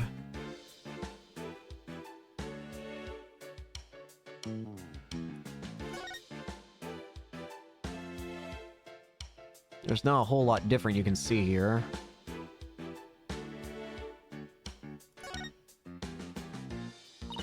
Wow, this dragon is a lot more handmade than I expected.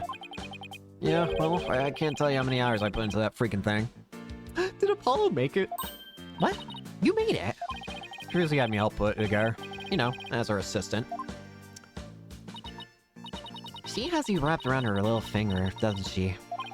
Trucy's smile has some kind of magical power that makes it impossible to say no. Damn that child.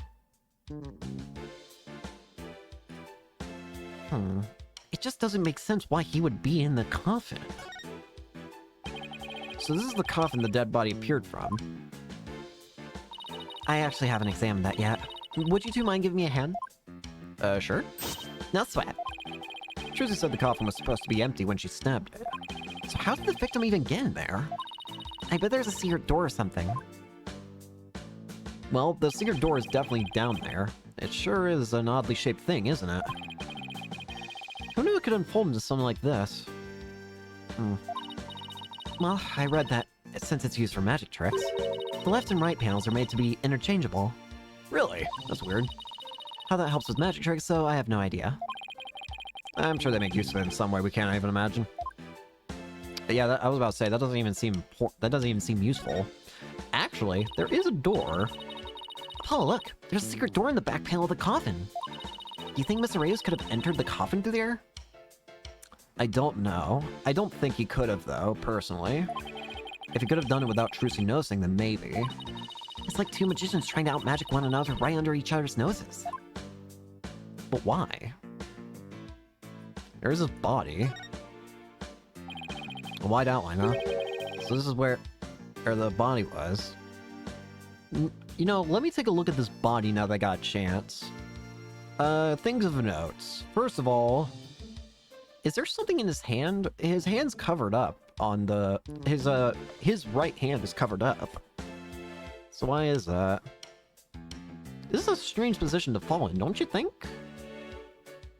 Why would his left hand be up? If he was just dying naturally, then wouldn't both his hands just... Like, don't you think both his hands should just be down? Why does he have one hand up? What exactly did it look like just after the incident occurred, I wonder? Oh, I have the crime scene. Here you go. Finally. Here we go. Uh-oh. Oh, wow. Looks like he was stabbed in the back. Okay, that already makes no sense then. How? You want to say this is Trucy's fault, but that doesn't even make sense. How could Trucy have stabbed a man in the back when the coffin is situated in a way where, you know, that's literally impossible? Why would he be facing the left or right directions of the coffin? Wouldn't it obviously make sense to just face forward or backwards in the coffin? I'm trying to know anything else of interest. You know, didn't he have a scar on his arm? It was on his right arm, right? So, and the way that he's holding it... It's kinda... Okay.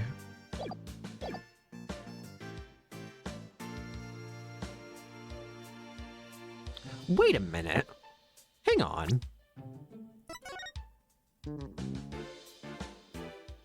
But that doesn't make sense.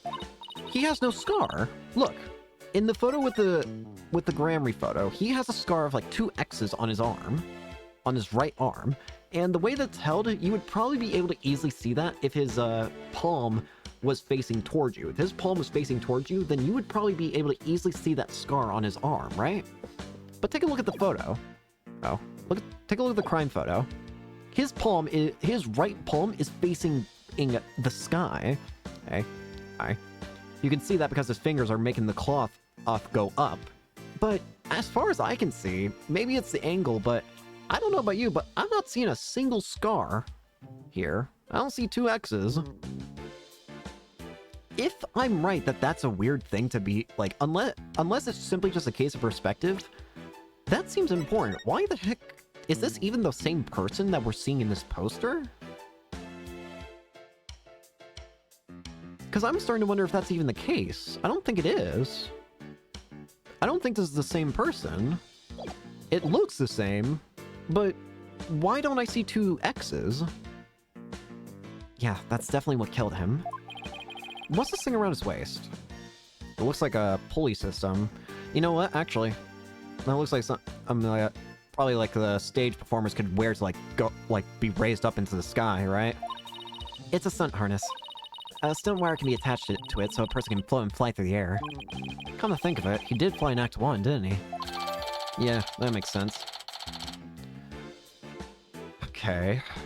I'm still curious if this even is the same person in that poster.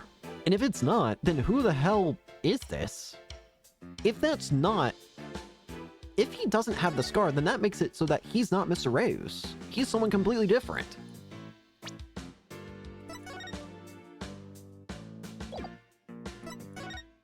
Yeah. But that just leaves a question again of, who the hell is this then? Maybe I'm getting ahead of myself. One thing at a time. Let's start with here, though. Wait a minute. It looks like the bottom of the coffin opens up, too. Oh, I see your door. Let's try opening it. Trucy did mention this is how the trick works, so I'm not surprised. Oh, look at that. It seems to lead someplace under the stage. That's right. It goes to the understage passage. It's pitch black down there.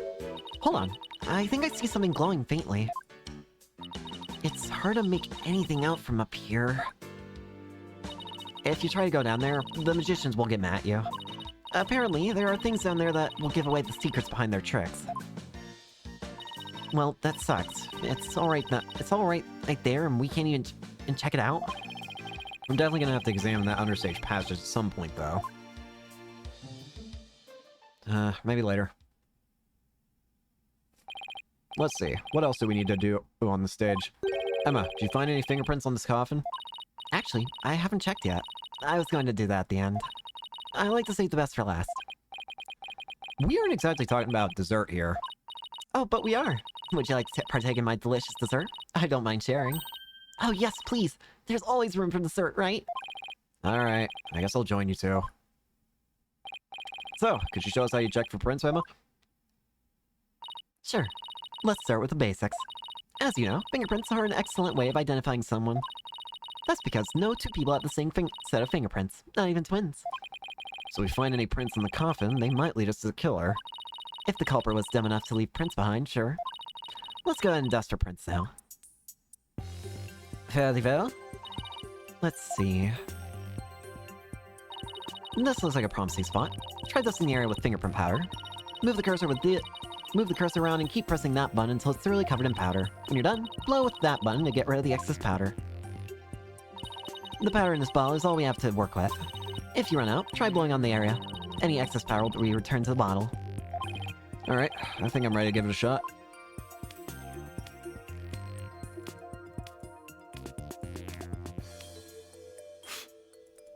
Oh, we got something.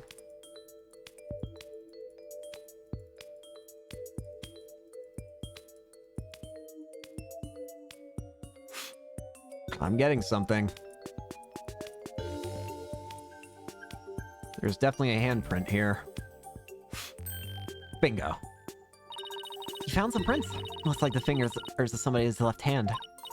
Now, let's start comparing these with the ones we have on file. First, switch to Analyze mode with Q and press the S a print. Next, select the print you want to analyze and confirm it with that button. Not that button. Doesn't look like there are any prints here. I got a pretty clear print here. Wonder whose it is. I have the prints of everyone involved in the case right here. Just choose the person you want, whose prints you'd like to compare.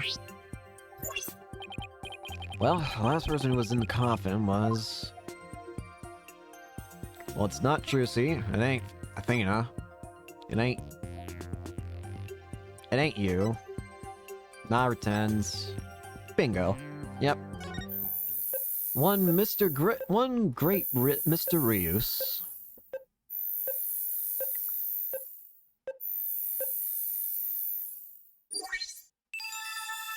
So Reyes' fingerprints were found in the coffin. Bingo. Looks like the prints belong to the deceased Mr. Reyes.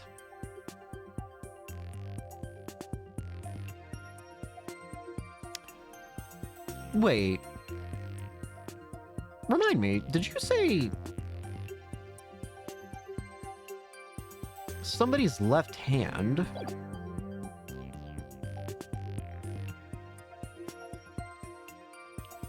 Wait, what? Really? Left? That's... doesn't make sense, does it?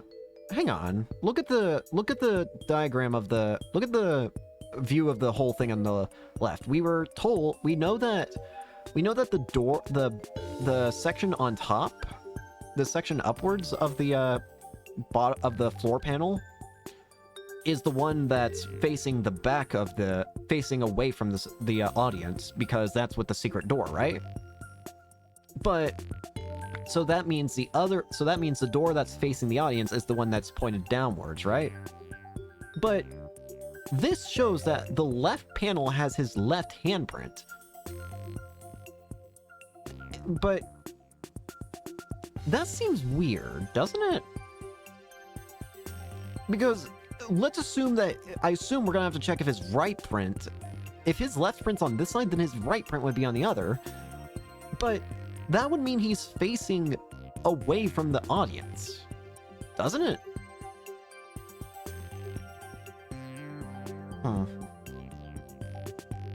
Maybe I'm getting ahead of myself. I can't remember. Well, if we found prints here, maybe we can find them elsewhere on the coffin too. And we'd check on the opposite side. There's probably prints of it. Try dusting for more prints. This has got to be his right hand then, right? But if that's the case, then it doesn't make sense, again. Because that means he was facing away from the audience. He was in a coffin, facing... with his back facing the audience. That, I'm gonna be honest with you, doesn't make any sense.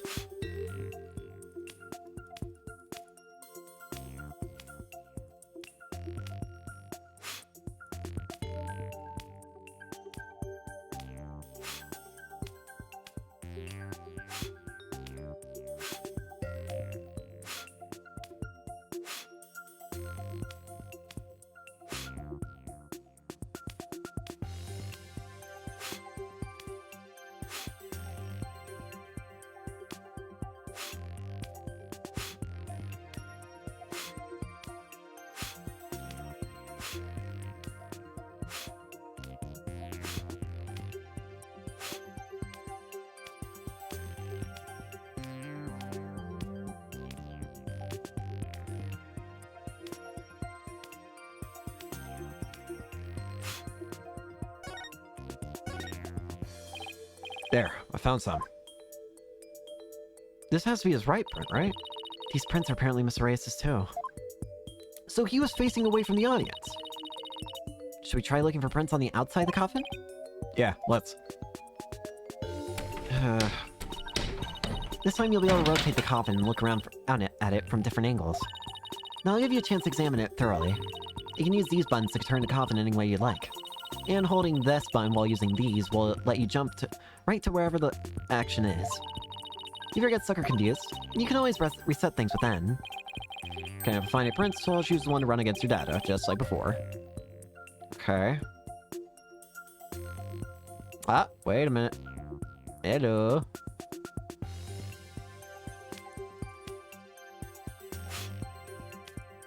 This is a strange print, don't you think? What kind of print is this? What? Oh, it's a handprint.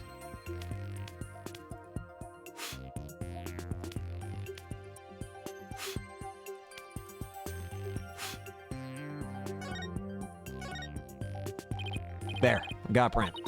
Alright, I'll just check it against my data. Huh? That's funny. It doesn't match the prints of anyone involved in this case. Really? None of them. How can that be? Now then, I wonder if I can find any more.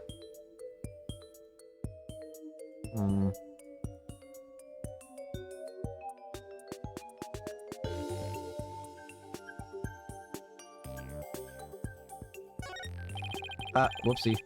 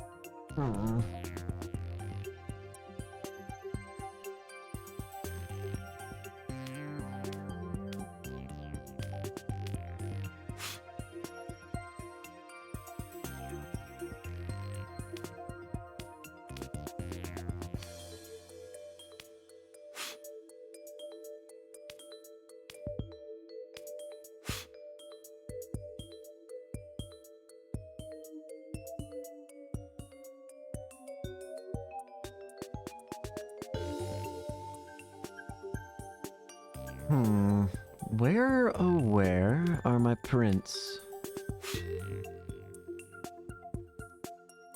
Try to think about ways the door has been held. Or this coffin's probably been opened or held. Didn't Trucy... No, Trucy would have gloves on, so that don't make... I feel like there's gotta be some on the back, right? Too much area to cover.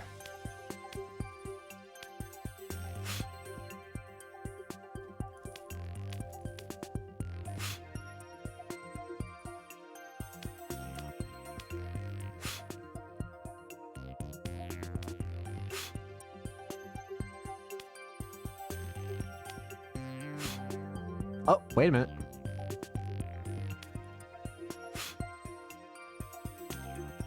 Nah, it was a dud.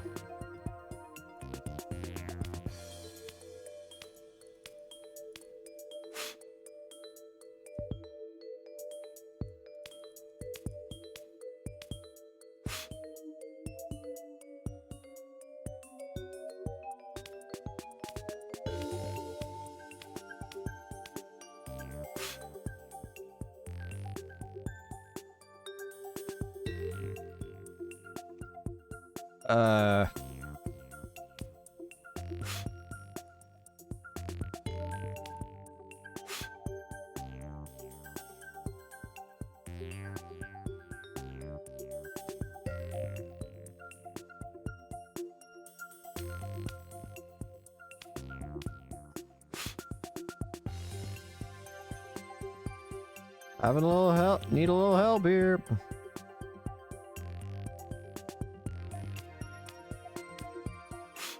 I'm just gonna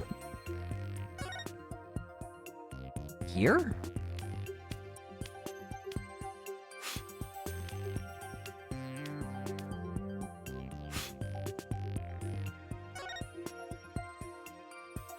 Here? Ah, I see it. Ah.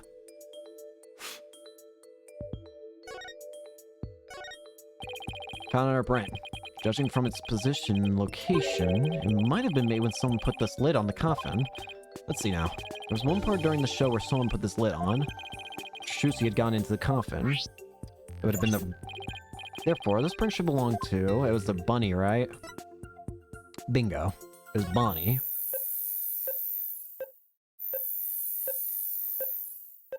So Bonnie and Reyes' fingerprints are seen on the coffin.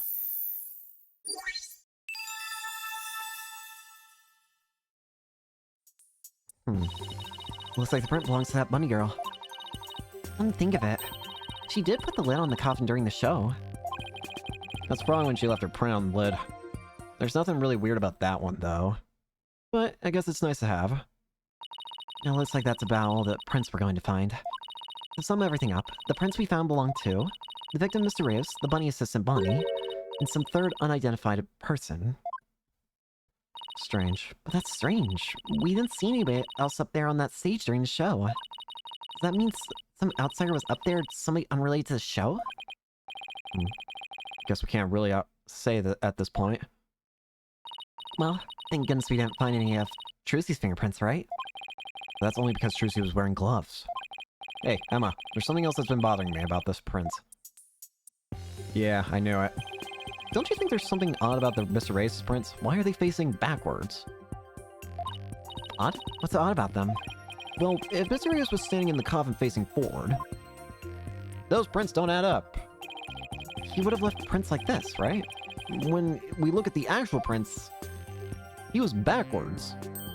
Why was he facing backwards? They're facing backwards. It doesn't make a whole lot of sense. Hey, what do you know? You're right. I knew it. I knew I wasn't going crazy. I wonder how they wound up like that. Maybe he was accidentally facing the wrong way at first, but then turned around later? No, the coffin is much too small for a guy his size to turn around in. About all he would have been able to do is manage a little bit of twisting. And it really doesn't make any sense, does it? I think I might have hit on something major here. Oh, I have just one more question, Emma. Oh, yeah? What is it? Mr. Rice was stabbed in the back, right? But if he was standing in the coffin like this, how would that have worked? Exactly, that's my point. That doesn't make any sense. How would he have been stabbed in the back? At most, he would have been stabbed in the side. Oh, right, that. The lead prosecutor has an explanation, actually. He thought that the victim might have tried to dodge the sword as it came into the coffin. So maybe he twisted his body and the sword ended up stabbing him in the back. That's his theory, anyway. I see. Guess that sounds plausible enough. Okay. I guess we can't completely deny that. Well, I guess that about wraps up our investigation of the stage. Actually, there's still the area behind that curtain. Oh yeah, can we move that, please? Don't you want to know what's back there? Sure do, but Emma told us not to move or touch anything, remember?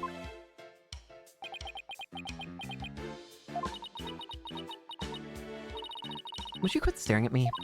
Fine, I'll go open it for you. Wow, look at you flying your leggy killer lies. I have my ways. I'm only doing this so I won't get charged with animal abuse for not throwing you a bone. Damn, bro. I guess puppy eyes can be just as effective. I'm in agony. Alright, I'll be back. Here we go. There's a guillotine back there. For the love of God, let me stay away from that. Well, go on and investigate to your heart's content. But before you go moving anything... I know. We'll be sure to ask first. Oh, by the way, just examine the backstage to move the area bond curtain.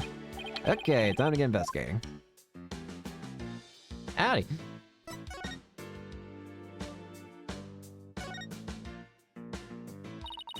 Being the stage this way kind of breaks the illusion, doesn't it? It just goes to show that some things are better left unseen. Oh, listen to you. Sounding all grown up and stuff. Don't worry, I'm sure you'll have some cynical one-liners of your own someday. Oh boy, I can't wait. Anyway, on to more pressing matters. Let's go examine the backstage area. Ooh, what the hell? What was going on back here? There's an understage. Is this the fire bucket? There's a pulley system. There's a ladder. It looks like this ladder leads to the catwalk overhead. Do I really have to go up there? Why don't you go up and check it out, Athena? I'm sure you'll like the air up there. Huh? Where in the world did you get that idea from? Wait a minute. Are you saying I'm an airhead? How rude can you get? That's not what I'm saying at all. No, up you go. I'll just wait down here. Okay, now I'm starting to get the picture. You're afraid of heights, aren't you, Apollo? Yeah. Come on now, this is Virtuously. She needs us, so up the catwalk we go. Well, guess it's time to put on my big boy pants.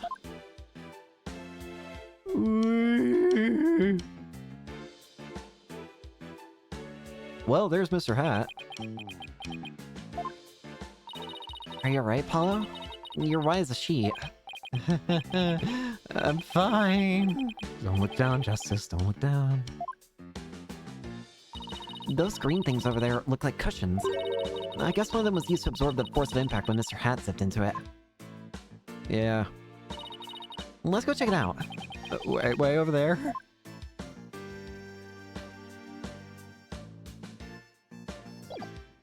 I was about to say, can I actually go back down first? I'll check this later, but I want to make sure. There's a guillotine. It's a guillotine. But it's not real. It's just another one of Trissy's props. I wonder if it was supposed to appear in the show. Huh? You mean she didn't mention it to you? What do you mean? She said you were going to make a guest appearance on stage for a guillotine trick. No, I definitely remember not agreeing to something like losing my head on national TV. Trucy really wants to get arrested for real murder, doesn't she? Swear to God. A dustpan, a broom, and a bucket. Guess they use these to keep the stage tidy. I doubt that's what this bucket is for, though. See how it says fire on it? Here's our fire bucket. Oh, I guess it's a fire bucket then. Yes, I heard the theater owner went out and bought that just for this show. When he heard there was going to be a fire trick, he flew to the store to get it. A little bucket like this really put out a raging fire? I'm guessing the owner thought it could. Great. But it doesn't look like it's been used. In fact, the inside's caked with dust. What's the point of even buying the bucket then? Wait a minute. That means nobody actually prepared for the fire trick after all. You're right. That's kind of weird. I have a feeling this might be an important bit of information. So no one was actually preparing for a fire trick to begin with. Strange. Very strange indeed. There's an understage over here. And there's the sign for the sign that says understage. I bet these stairs will go to the understage area. Jersey told me that she and her fellow magicians call it the Abyss. I wonder why. Who knows? Maybe because it's really dark down there or something? Oh, I bet they've got all kinds of magical goodies stashed away down there. Come on, let's go check it out. Huh? The door's locked. The entrance to the Abyss is barred to mere mortals, I guess, huh? Oh well, that's what you call a swinging abyss. I'm going to throw Paul off a cliff. What is this? Looks like a duplicate. Hey, there's a coffin back here too. Looks like there's a stuffed dragon inside. No, wait, look. It's just an illusion. Yeah. See? The dragon looks like it's inside. But it's really just painted on the front lid. Oh, wow, you're right. That's really something else. If the show hadn't been canceled, we might have gone to see this trick too, huh? Strange little device here.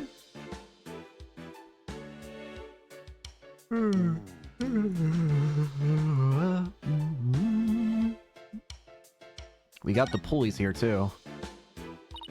What is this thing? It's a winch. I'm guessing they used it to pull that Mr. Hat up. Oh, look, there are two winches. One back there and one up here. Okay, so when we're up there, I want to see if there's any sign of like an extra object that could have been winched up. Because there has to have been. Apparently, each winch was rigged up to something different. One of them was used to hold up the dragon set piece, while the other was connected to that weird puppet up in the catwalk. A weird puppet, huh? Better go check out that catwalk later. Alright, seems like we're truly done with this area then. Ugh. Just wanted to make sure I got everything. There's a moon. These set pieces look like a rabbit and a moon. Although, they kind of look like they could be a duck and a croissant, too. Why is it that I can see that now? I can see it. Why? Athena, why? What do they look like to you, Paula? The Grim Reaper and a guy falling to his death. The Grim Reaper and a guy falling to his death? Come on, let's wrap up this investigation before your imagination catches up with you.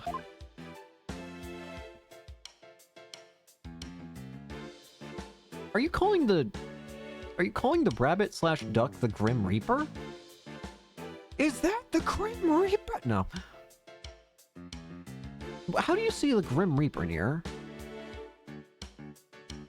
Wait, maybe I can... Now I'm just seeing a bunny holding a gun. That's all I've now started to see. It's all culminated to me seeing a bunny holding a gun.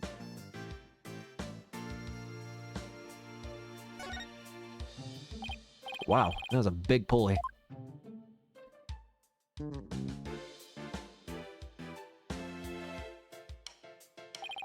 Looks like it's connected to one of the winches down below. The dragon set piece must have been hanging from this. Yeah.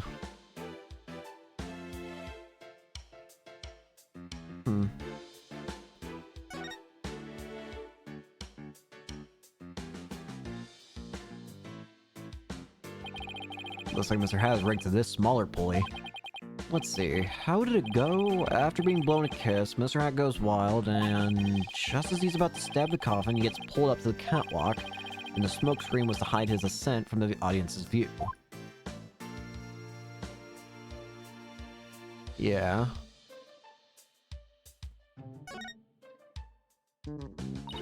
Hey look, there are cushions attached to the underside. Well, what are you standing over there, way over there for?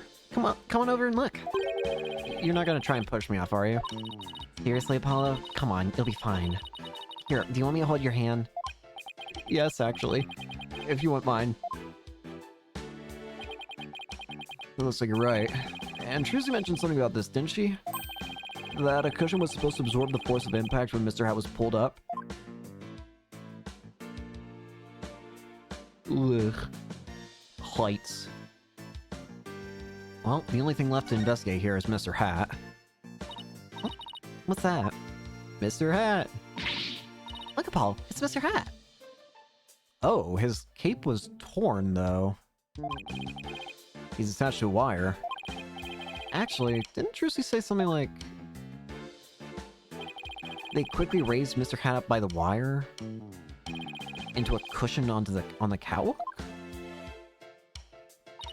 Maybe the stagehands pulled up Mr. Hat up and left him there afterwards? Well, that wire attached to his back. Looks like it's connected to one of the winches down below. Oh, Mr. Hat's key is ripped. Did that happen during the show? That's odd. It's almost like a slash with a blade. Really? I thought it was that it was just torn up by the pull of the winch. How in the world did that happen? Strange. Apollo, I see that you're trying to take this all in stride, and I respect that. But seriously, you're trembling like a newborn fawn up here. Get it together, man. I can't help it. Well, I think that about does it for the catwalk. Do you think we missed anything? Nope.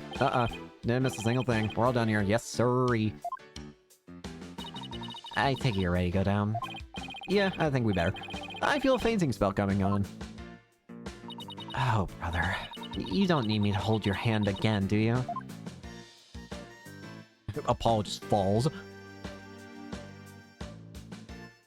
Well, I think we're done here. All done? Pretty much. There's just one thing.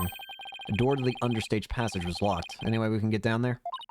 That place, they locked it up as soon as we police finished our investigation down there. If you want to check it out, you'll have to ask a magician. Well, Shroozy's at the detention center, so she can't help us. I guess we'll have to look for somebody else from the show. Okay, and I better get back to my own investigation. See you around. Best guess I can say is maybe Bonnie? It's too bad about the understage area, but at least we learned a few things. Yeah, like one of your greatest fears. I wasn't talking about that. I meant how all the behind-the-scenes stuff is set up. Yeah, let's see. We found out there are 2 winches backstage. One's connected to Mr. Hat, one's connected to Dragon. Mr. Hat was right to the first winch. And the Dragon, the other. And the Dragon set piece was attached to the other one. And both of them were used during the show. Right after the body was discovered, the Dragon set piece fell to the stage. And the chaos ensued. The culprit could have switched the rubber sword with the real one. So it looks like the best way to prove Truce's innocence is to identify the real killer. What the? You! It's you again. What a complete and utter mess. This is all great. Just great. That Wright kid's bush league, small potatoes, half-crumb has-been. There's somebody on the stage. How'd you even get in here? I wonder who it is and what they're doing. Maybe we should go talk to them. You there, sir. You're not supposed to be here. Excuse me. Are you connected to the show? What? You got a couple more headaches for me to handle? I got my hands full as it is. Hey, I remember this guy. His name is Retens? Hey, you there. What the heck's going on? They wouldn't even let me in. Me, for crying out loud. Oh, Mr. Retens, there was an accident during the show. An accident? Great, just great. That's all I need right now. You have any idea how much money we're sinking into this program? Howdy. It's that man who was going off at the staff in front of the theater. I ain't never seen you guys before. If I had to guess, I'd say you're non-production staff. What's that I spot with my little eye? An attorney's badge. What the? Well, how do you do? I didn't know you fine folks were lawyers. Roger Retens, Take-Two TV producer. Call that number, Los Angeles, CA number. My business card, if you would. Charmed to make your acquaintance, I'm sure. Oh, thank you. So you're from the TV station, I take it? Sharp as a tack, you are. I'm the producer of this TV special. All my idea, by the way. I'm Apollo Justice. Trucy Wright's a defense attorney. Trucy Wright's? What? Well, ain't that a kick in the head? How about you open with that tidbit next time, champ? Bro, stop fanning yourself with dollars. Okay. What happened to the schmoozy Magu bit? I'm Roger Retens. Hold the applause and no autographs, kids. I'm on the clock. Apollo, this guy looks really familiar, but I can't quite... Really, kid? Then try this on size. Hang loose, baby. Hang loose, baby. Apollo! It's the ratings Raja from Take-Two TV. He's huge, crazy huge, like a real famous producer. Really? Never heard of him. Seriously, man? What kind of cave did you crawl out of? Roger Retens, the ratings Raja. Sign of the TV screen. Still not ringing a bell? You ain't seen my hit Saturday night talk show at 8 p.m. Eastern, 7 p.m. Central? No. I can't say that I have. You're blowing my mind, kid. Do you even know what a TV is? Say it with me. Television. Do you mind if I ask you a few questions about the incident?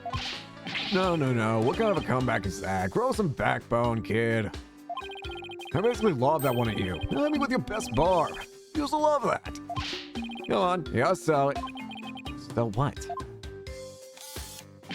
Say something funny for the nice people at home. Go on. Hit me with your best shot. My best shot? Roll in here. Hurry up before they change the channel. Chop, chop. Okay. Here goes. Talk to the hand. Pow. We'll cut that one in post. How? Really? And why are you playing all dramatically like we're in court? I don't know. It just seemed like the thing to do. Stick to your day job.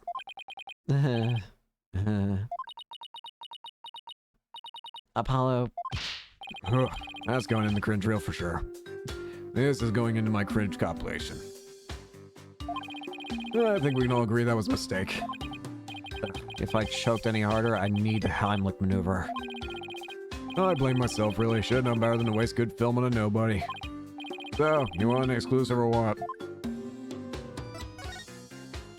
Look at this badge. Here, take a look at this. What are you showing me that for? What, you want me to do a special on you guys? It's a lawyer for life. Justice in the courtroom. Doesn't sound half bad, actually. Plus, it gets some publicity for the agency. How's it, Mr. Attend? Alright, then let's jump right into it. Ahem. What made you decide to become lawyers? No! Say something dumb. Now it's your turn. Jump in with a snappy comeback. No! What? Lay down a sick burn? Me? You two, I'm practically falling asleep over here. Where's the drama? The gravitas? I'm gonna draw in viewers with that yawn fest. Work on your delivery and get back to me.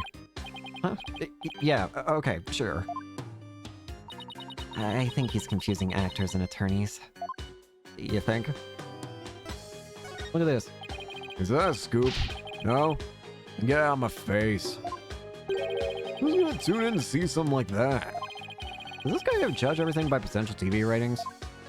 I think he does. Look at this. Is that a scoop?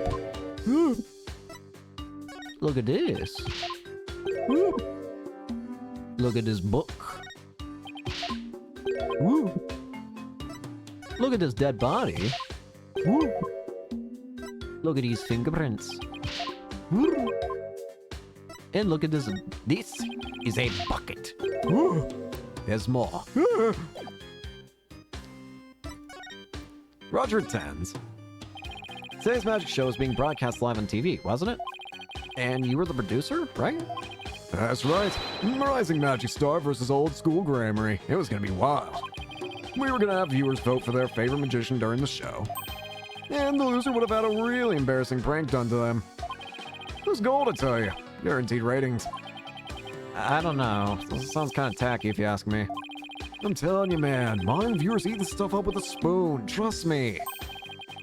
Hey, all we gotta do is serve it up nice and hot. A feast for the eyes. More like junk food for the brain. Ugh. You're poor. You disgust me. That little brat to go and ruin everything with that accident of hers. You have any idea how many times it dragged me over here to prepare for today? You must know the seer pretty well if you came by that often. Oh, that gives me an idea. How about this?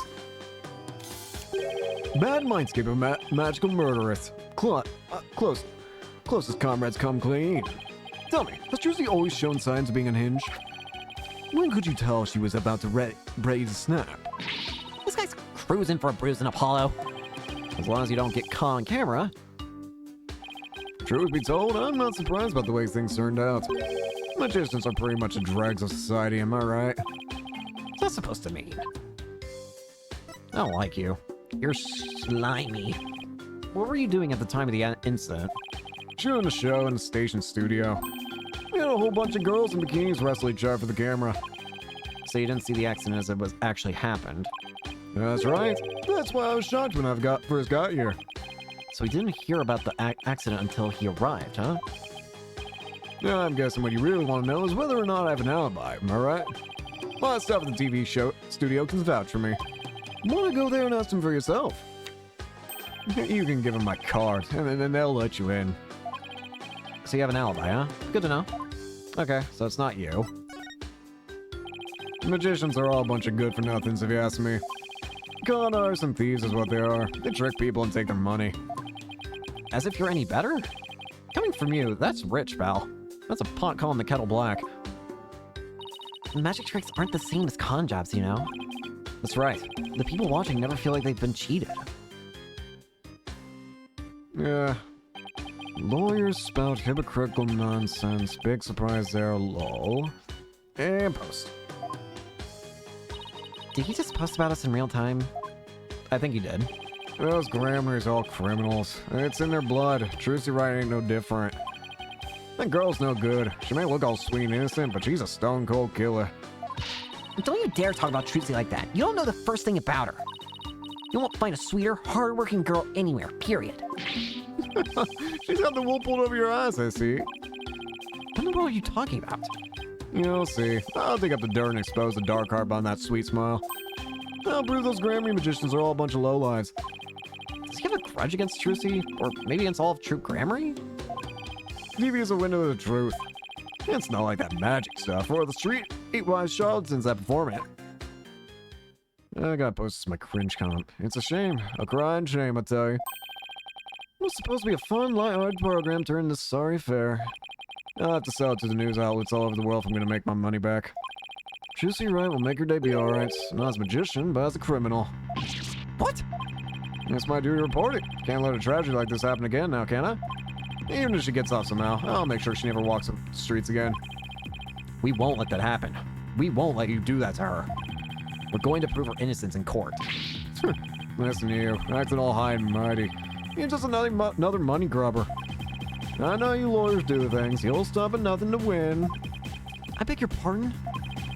If you win your trials, you get fat stacks, right? Is money really all you care about? Boy! How much money are you holding in your hand alone? What's with him, Apollo? Why won't you listen? He has a grudge. But enough about you. I'm all about going after Trucy now. I won't stop until she's behind bars. That's how we in the media dish out justice.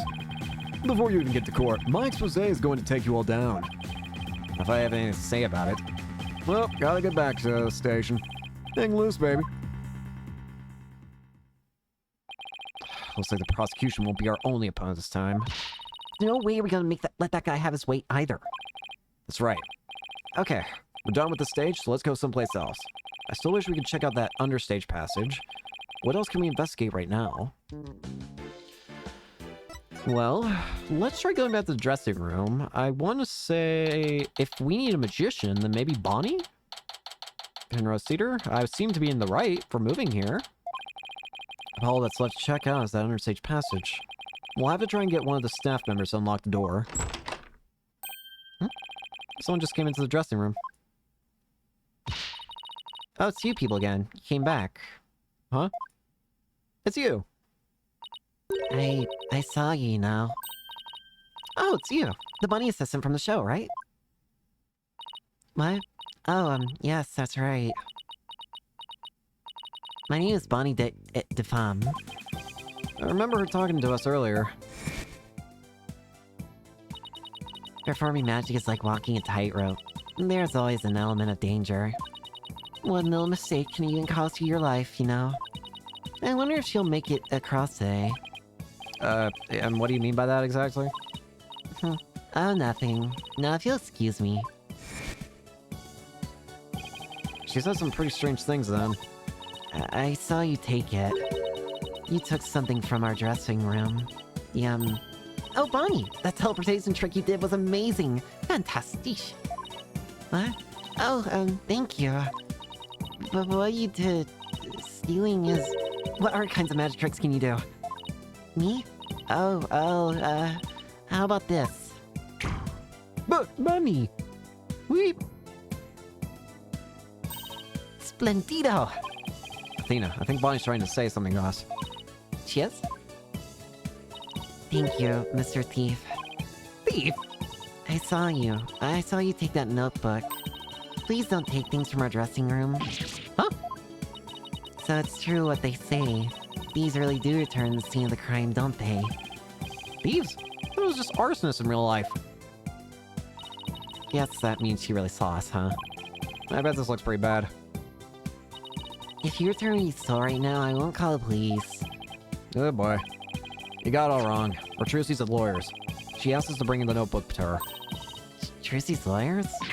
Oh, I'm so sorry I called you thieves. If you really thought we were thieves, why were you still doing magic tricks for us? I can't help it. Whenever anybody asks, I just can't bring myself to refuse. Does that mean she's a real people person, or that she aims to please a little too hard? In that case, can you tell us the secret to your teleportation trick? Well, I don't know if I should.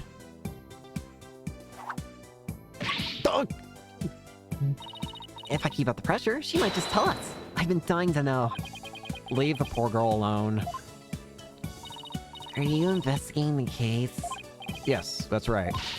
I'm Trixie's biggest fan. I just love her bits. To bits. I'd do anything to help her. We appreciate that. In that case, would you mind if we ask you a few questions? Is there new dialogue here? We've already searched here, but it never hurts to take an honest look around. It seems like it's a... Okay, never mind. Just one check. Look at this badge. I'm sorry I accused you of stealing earlier. Do you think we were some random fans who snuck into your dressing room? No, your flashy red and yellow gaps had me thinking you're some new comedy duo. Comedy duo? I thought you were polishing your old married couple routine while you were poking around. Old married couple routine? Is that really how other people see us? I guess I'd better keep my badge handy at all times. Oh, what is that? Some kind of new magic prop? I can help when it comes to all things magic. It's actually case evidence. Oh, sorry. I'm afraid I can't be of much help then. Look at the Grammys. I've been a fan of Troop Grammary for a really long time. Was Troop Grammary really as amazing at magic as people say? Oh, yes. Yes, of course. Magnifique Grammy's unique and wonderful tricks kept his audience mesmerized. And he crafted so many rare and special tricks. Things I could never come up with. He just created them one after another like a god of magic, and Magni's prodigy Zack and Blunt. And that's why I think Troop Grammary is truly a legendary group of magicians. Oh, yes! Wow! Very interesting. I see. I can't believe she dozed off halfway through Valiant's history lesson. No, wait, I can.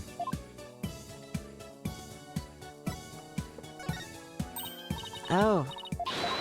It's my script. Why do you have my script, and why am I not concerned? That's the thing you stole, and I'm also confused why I don't have dialogue related to that. That's Mr. Reyes. You're Mr. Reyes' assistant, right? Did he teach you any tricks? A few, yes, but he once said to me, your magic isn't strong enough yet. You would have a difficult time transforming into a dragon at this time. Huh? What was all that supposed to mean? Mr. Reyes always stayed in character, even when he wasn't on stage. It made it kind of difficult to talk with him sometimes. Sounds like he was a rather quirky guy. The staff here gets a little quirky. Emptiness.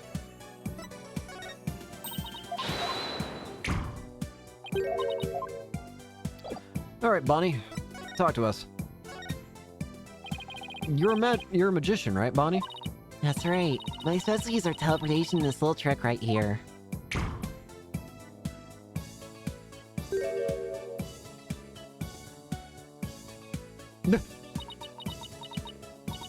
It looks like Mr. Bunny's in a bad mood right now. Or that she messed up. You said you were a big fan of Trucy's, right? Oh yes, I look up to her more than anyone else in the whole world. What about her makes you respect her so much? She's just incredible. Not only is she extremely talented, but she's so cool under pressure and always manages to keep a smile on her face. In spite of all that talent, she still works harder than anybody I know. You couldn't ask for more out of a magician. Sounds like a shift into hyper fangirl drive. I love the unique way she does her tricks and how she charms the audience. I especially love her magic panties trick, which is both cute and comical. First time I saw her do that trick, I was so impressed. Some moves I've gone to your show so many times I lost count and... blah blah blah blah blah blah blah blah. And that's why I think Trucy is top class. A real first-rate magician. I see. I think we have a pretty good idea of how much you adore her now. Oh, was I talking too much? I'm so sorry. I'd better be careful about how I ask her about Trucy. Otherwise I'm gonna fall asleep again. Anyway, that's why I'll do anything. Anything at all to help Trucy. Mr. Lawyer, you just have to prove her innocence. Well, I'm on my... Don't worry, I plan to do just that. Wish Trucy could see that she has people like Bonnie in her corner rooting for her. Can you tell me about the show? You were in the magic show, right? That's right. I take it you saw my teleportation trick. Yes, it was just wonderful. You moved from one place to another in the blink of an eye. I admit it was pretty amazing. I have no idea how you transport yourself over such a distance in just a split second.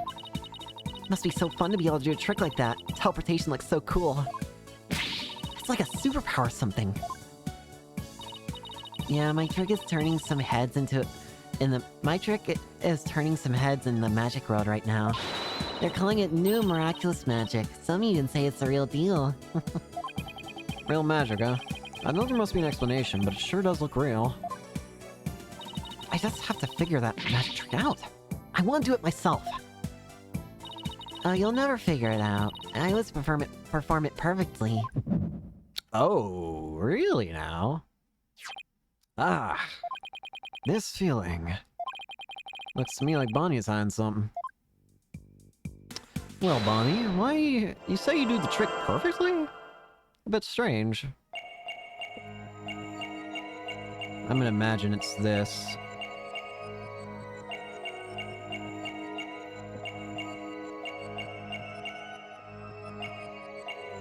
I always...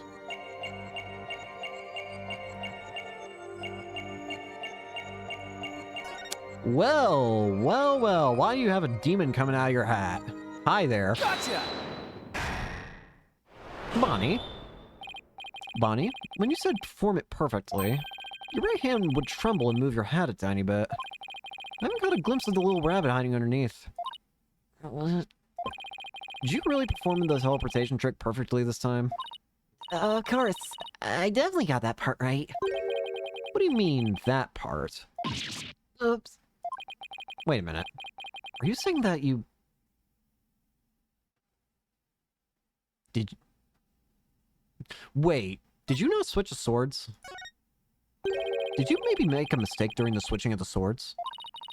I wasn't involved in that part, so how can I make a mistake? Not even I could mess up if I was simply watching. You're simply watching? Wait, watching? I never make any mistakes under any circumstances. That's what I meant. Seemed pretty flustered just now. I bet you did make a mistake somewhere. Did you mess up Trucy's escape? You might have performed the teleportation trick flawlessly. What about Trucy's escape trick after that? Did you make some kind of mistake during that? Oh, well... Well, did you? You see... Did you or didn't you? What? I did. You're absolutely right, Mr. Lawyer. I made a mistake during Trucy's escape trick. I'm sorry I lied. Phew. Feel like I pulled off a magic trick of my own just trying to get that out of her. So you made a mistake during Trucy's disappearance. But what'd you do? The show. So you made a mistake during Trucy's escape trick. Yes, I was in charge of operating Mr. Hat, you see. But I made a huge goof. So, did Trucy explain to you how the escape trick works? Yeah, she knew we need to know for our investigation, so she shared the secret. She go down, let's see. After Trucy escaped from the coffin down to the understage passage, Mr. Hat was to be pulled up to the catwalk by a winch. Trucy would then pop up on stage through a trap door. I was operating Mr. Hat at the time, but I flubbed up where I was supposed to have him stand. Really?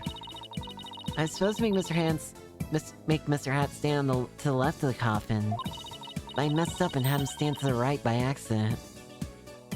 Really? He was supposed to be on the right. It matches up with what we saw during the show. Or on the left. He was supposed to be on the left. Huh? But then doesn't that mean... Trucy was supposed to be on the left. Trucy would have ended up popping up on the side opposite to Mr. Hat. guess she would have, if she hadn't done some quick thinking on her feet. She managed to pop up on the right-hand side of the coffin for me. The audience never even knew a mistake had been made. Really? There you go, Trissy. But my mistake caused her so much trouble. I think I better ask Trucy about this later, too. Oh, by the way, we'd like to investigate the understage passage. Would that be alright? Oh, yes, by all means. Anything to help prove Trussy's innocence. I'll unlock it for you. Hey, there you are. You got a minute? Oh, it's you. Oh, Mr. Tense. Yes, of course. Not you, Bunny. Lawyers. They're the ones I want to see. You have business with us? I hear you two are from the same agency as Trucy. Is that true? Yes, that's right. This is for you then. Hang loose, baby. A contract? Between Take-Two TV, the first party, and Trucy Wright, the second party? If, through the fault of the second party, the show must be cancelled in part or in full, the second party will pay $3 million as compensation to the first party? $3 million? Yeah, that's more like it. That shocked reaction, that dopey expression. You're like a great comedian. Really? I know, I'll put you on my show. We'll get one of those cartoon anvils to fall on your head. Wait a minute. Is this for one of those hidden camera prank shows? You wish. That's an official contract. See for yourselves. You're the lawyers after all. You should know one when you see one, right? He's right. It's all signed and everything. You better make sure your agency pays what Trucy owes me, in full. Are you kidding me? The Wright Anything Agency doesn't have any of that kind of money. And I guess you're gonna have to go fishing for some. I can see it now. Craziest catch, legend of the seasick lawyers. Fishing on the high seas? No thanks. I can't even swim. Objection! What kind of ridiculous, slow-down, unfair, one-sided contract is this? Hey now, there's nothing ridiculous here. It's all perfectly legit. It's got her signature on it, see? She got tricked. There's no way this is the real contract. The first party will pay all expenses for the magic show. The second party will look for all program broadcasting rights to the first party. If through the fault of the second party, one show must be canceled in part or in full, the second party will pay $3 million as compensation to the first party. This contract is made between Take-Two TV, the first party, and Trucy Wright, the second party. I'm surprised that this isn't enough detail to where I can actually read that. Bruh. My boys have got to see that stupid look on your faces. It's priceless. And post. I'm getting responses already. It's going to go viral. Oh, how is he? Bye-bye, reputation. He somehow got Trucy to sign something and that she didn't agree to. There's no way this is legit. Trucy would never. You ain't seen nothing yet, baby. I'm gonna drive True Gramarye and everybody associated with it into the ground. Serves you right for getting involved with the Gramarys. What's this grudge you have against the Gramarys, anyway? Huh? What are you talking about? Trust is making you paranoid, champ. Come on, Bonnie. We have more filming to do. Oh, yes, sir. Excuse me, Mr. Lawyer. Oh, and I'll unlock the door to the understation pass for you later. Later, lawyers. Hang loose, baby. Okay, now I'm starting to get real convinced that you're the killer. Why would Trucy sign a contract like this? And why did all of this have to happen when Mr. Wright isn't here? We'll have to come back for the understage later. Let's go hear with Trucy's side of the story. Good thinking. We can't let you hit the high seas just yet. There must be something we can do. We can't let this ratings Raja get his way.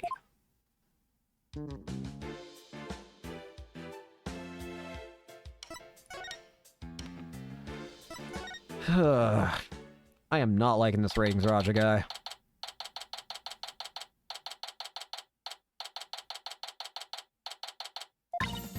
Three, two, one. Ta-da! Wow, now you made my handcuffs disappear. How'd you do that? He's doing magic tricks for the guard. Now, should I try making you disappear next, Mr. Guard? Can you do that? Oh, yes, please. This is so exciting. We should probably stop before there's another incident. Trucy! Oh, hi, Polly. Hi, Athena. We, have some more questions for you. Judging by the look in your faces, it must be something about big. Yeah, I guess you could say that. Things have gotten a little sticky. Oh, and I have to remember to give her that thing she asked for, too. I'm just gonna start off with the obvious. Trucy, did you get us into debt? No, no, don't conjure copies. Forged evidence isn't going to help us in court. Really fine. With my magic, I'll make sure the audience can't see the strings attached. It's not the audience, but the discerning eyes of the law I'm worried about. Anyways, have this book. Here you go, Trucy. Here's your notebook back. Oh, great. Thank you very much. So what's written in there, anyway? Looks like it's full of secrets or something. That's because it is. It was originally my granddaddy Magpie Grammy's notebook. He used it like a diary, and as a place to jot down ideas for new magic tricks. Some of which only members of Troop Grammy have ever laid eyes on. Wow. This notebook is a really big deal, then. Yes, that's why it's always kept under lock and key. I bet a magician would do just about anything to get their hands on that notebook. And we found it mixed in with Mr. Reyes' belongings. Could he really have been trying to steal it? The Troop Grammy creed is also written inside.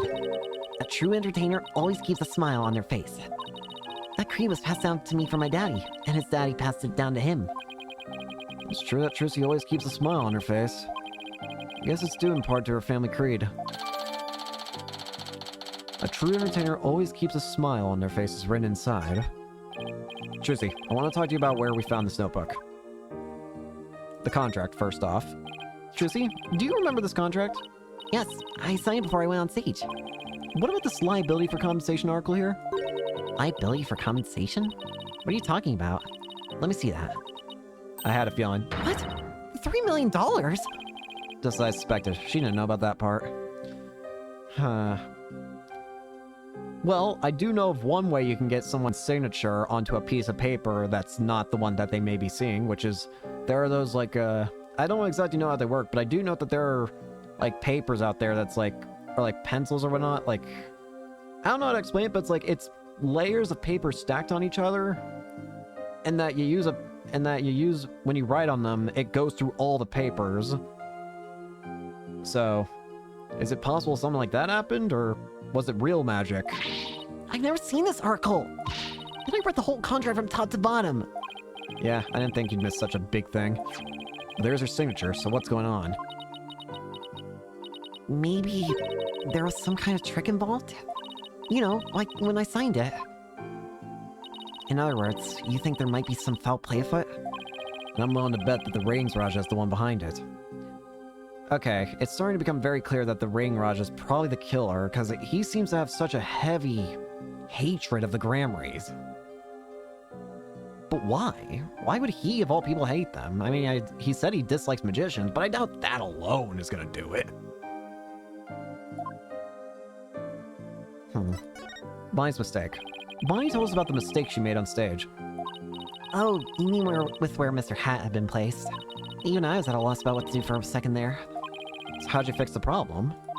Well, I was down in the understage passage when I found out. I had to work my butt off to fix it, let me tell you. After I escaped from the coffin and went down to the understage passage, I got a signal from Bonnie saying she made a mistake with Mr. Hat's positioning. No joke, I was freaking out.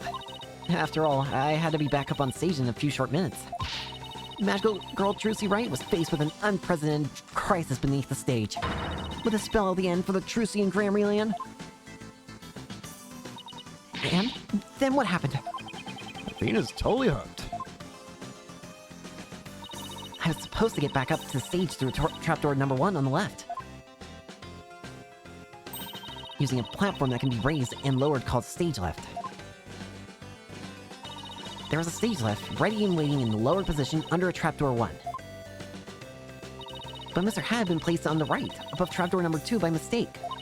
There was already another stage left under trapdoor 2, but it was raised. It was in the raised position, since we hadn't planned on using it. Okay, so how'd you get it back up onto the stage? Why? Through brute strength. I couldn't lower the stage lift by myself, so I pushed it back and out of the way. Oh. Then I moved the lowered stage lift number 1 into place under trapdoor number 2. thing is heavy! I wish I could have moved it with magic. Unfortunately, my magic is useless under the stage.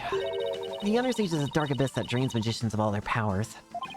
I can see why it's called the Abyss. I never knew it could take so much out of you. Huh. Funny name. That's just how it goes in the real world. Illusions are created by the blood, sweat, and tears of those behind the scenes. Wow, I learned so much just now. Trissy, have you told anybody else about all this? Nope, nobody. This sounds like some critical information. I'd better make a note of it. Trissy moved the stage lift to cover for Bonnie's mistake. She told no one about this. Where the notebook was, we found this notebook mixed in with Mr. Reyes' belongings. What? Do you think he might have been trying to steal it? No way. I can't believe it. The Grey Mr. Reyes would never do any such thing. Would it be so far-fetched if he was after Troop Grammy's secret tricks? Makes for a pretty compelling motive to take the notebook. In any case, we better focus on doing something about this contract for now. Trucy signed it in her dressing room, right? And we better do a little more investigating there. I'm so sorry to put the two of you through all this. Don't worry, we'll get to the bottom of this. There's gotta be some kind of mistake. If you need me to, I'm willing to take drastic measures. No. With my magic. You're not planning on pulling out some magical money out of there, are you? No, my magic panties much better at making things disappear than appear. Do I want to know what she's planning to make disappear? Apollo, we have to do something, anything to fix this. I agree. Let's check out the dressing room again, for starters. Okay, and we should finally check out that understage passage, too. The abyss? Then you'll have to go through the backstage area. Be careful down there.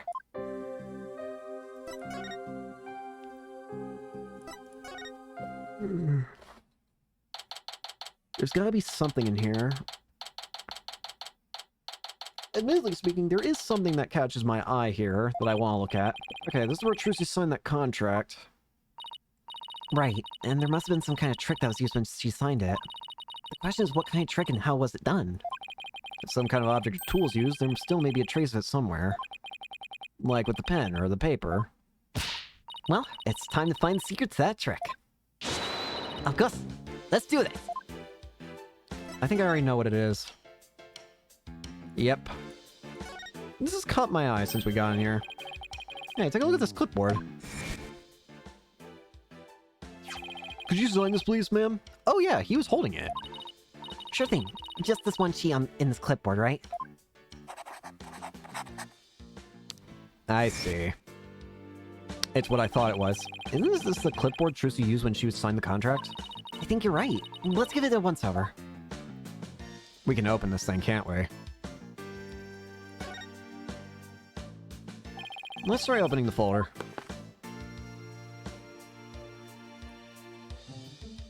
There are screws. That's just a screw. That observation won't get you any laughs. What, do I have to make with the funny all the time? But one screw is different. Why is this one... Hey, this screw, it's different from the others. Not only that, but I think it's loose. Look, I can move it. Are you sure you should be fooling with it like that, Apollo? Too late. Whoa, it came right out. See, I tried to tell you, but would you listen? No. Hey, take a look at this hole, Athena. I think there's something back there. Oh, wow, you're right. What is it?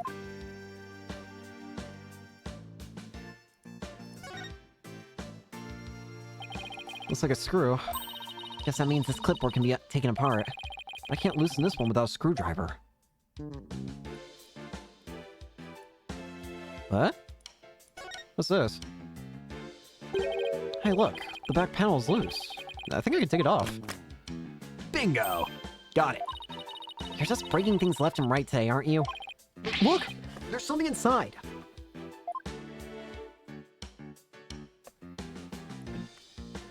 Sorry. What is this black sheet of... I want to say paper? Oh, I know. It's carbon paper. You put it between two pieces of paper and it copies what you write it onto the bottom one. When Trucy signed the contract, There's actually another contract underneath. Yep. And her signature on the top contract got copied onto the hidden contract. So that's how Trucy was conned. Well, we've at least got proof now that this is that ratings Raj is doing. I just know it. Well, if we just get the other paper that they have, then we can confirm for a fact, because we can confirm that the signature is identical. How dare he? Got a hand to him, though. It couldn't have been easy fooling Trucy. That girl's no slouch. Yeah, but I bet we can use this clipboard as evidence if we ever take this to trial. Bingo. Just a big-ass scam artist is what he is. And he's the one talking about magicians being scammers.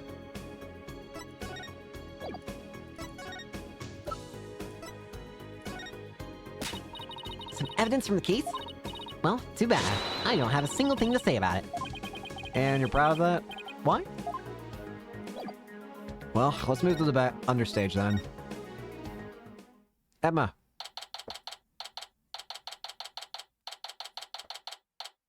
Penrose Theater stage. Let's see. We should be able to get to this understage passage from here. Hopefully, Bonnie unlocked the door for us like she said she would.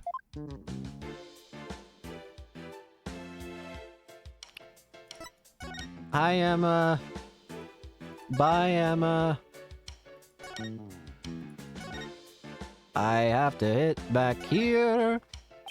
Back to the backstage. Snap back. Door's unlocked. Thank you, Bonnie. Well, Athena, here we go. I wonder if this will be a one-stage case. Like a one... Rat!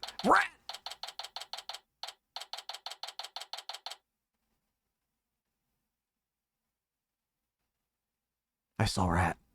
Anyways, I wonder if this is going to be a one-day investigation. Like, will we have 2 days of investigation? Because I honestly am not sure if I can see having 2 days of investigation necessary. We're getting everything pretty found out right now. Sure is dark and dusty down here. The Abyss. The magical Rat!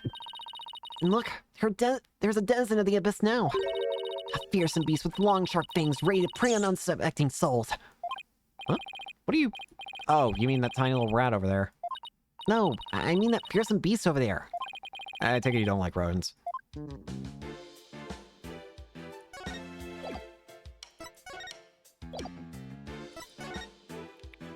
Well... First off, I want to check this. What is this? I'm gonna make it big someday too. Rat! Just you wait and see. What's that all about? My guess is it's the soulful cry of some poor assistant made to toil here in the darkness. And who would know about the soulful cry of the bitter assistant better than you, right? You really understand the writer's feelings of despair and frustration? Sadly, yes. Yes, I do. You really shouldn't scribble on the walls, you know, Apollo? It wasn't me! Alright, next up, let's look at these. These are props. Rat! This sword is the exact same design as the murder weapon. Wait, what's this? Yeah!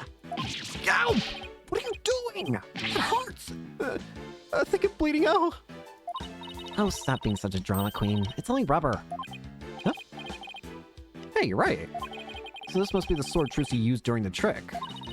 After the incident, someone must have switched this rubber sword with the real ones on stage. And maybe that's when they brought out the rubber sword here. Contains the rubber sword Trucy... Rat! Trucy says she swapped in for the trick. Hat. Look at all these props. Hey, there's something in this hat. A dove? Cards? A juice box and some snacks. Looks like somebody planned to have a little treat in the middle of the show. Oh well. We got ladders. We got these. It's a stage lift for getting up to the stage. Trucy moved this one here. Rat! I guess it used to be where that yellow tape is. How in the world did she manage to move this huge thing? It couldn't have been easy for her. She's pretty petite. But I bet it'd be easy for you. Just what are you implying? That's it, chump. You're looking up microaggressions later. Please don't hurt me. It's a stage lift for getting up to the stage. It looks like this crank lowers the platform. Trucy said it's impossible for one person to do it alone. That sounds like a challenge. Now I want to try it.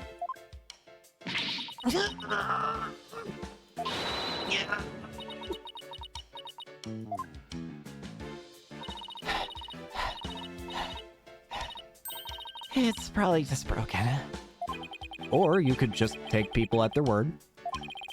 If I'm reading this room right, this must be the stage lift that Trucy moved during the show. Originally, it was there where stage lift number 1 is for now. Stage lift number 2 adds to the core record. Stage lift Trucy had to move out of the way. Out of the way during the show since it was already all the way up. Got some ladders. This ladder goes up to the ceiling. I wonder what's above. Apollo, Alright, fine. I'll climb the ladder. Why does it always have to be ladders?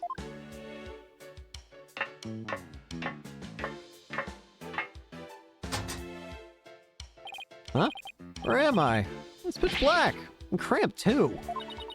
you know what I think? Ah. I think you're in that coffin we saw backstage. So that's where this ladder leads.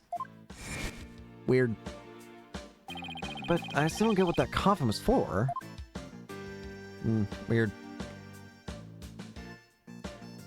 And this ladder should probably lead up to where we think it is. This ladder... Swear to God, I thought I saw... This ladder goes up to the ceiling. So I guess it leads to one of the trapdoors on stage. Kirsty must have used this used this ladder when she escaped from the coffin. Why don't you climb up there and see if I'm correct? Alright. It's not so high. You'll be fine, right? Huh? Why me? You'd make a young lady wearing a skirt climb a ladder? I thought you were wearing pants. Fine. I'm going.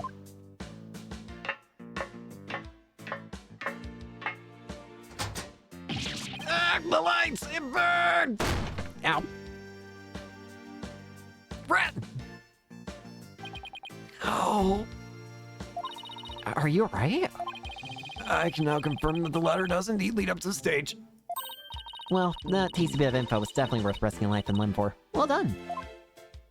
Thanks.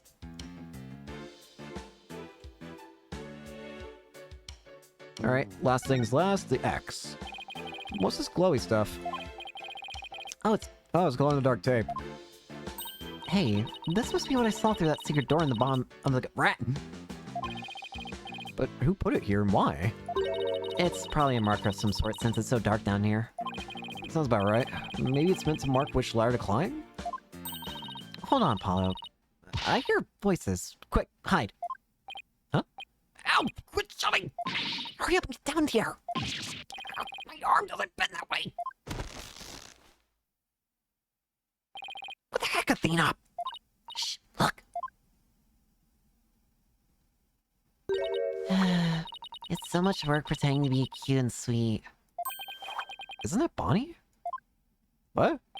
Hey, Bunny, wait for me. In the ratings, Raja. What did we have to hide? What did we have to hide for, Athena? Because I heard something funny. There was something off in their voices. Oh, right. Athena's super sensitive hearing. Those lawyers are poking around, trying to stir up trouble. Should I be worried? Relax, I didn't say anything to the police. And I won't say anything to them either. Brat! You better not, or you're gonna get it. Oh, right in the kisser. She's suddenly turned evil. What the? Is it just weird? Does Bonnie seem kind of different from before? Apollo, shh.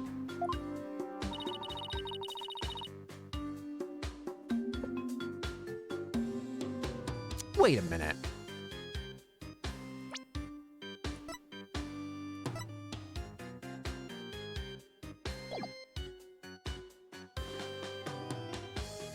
Do you look different?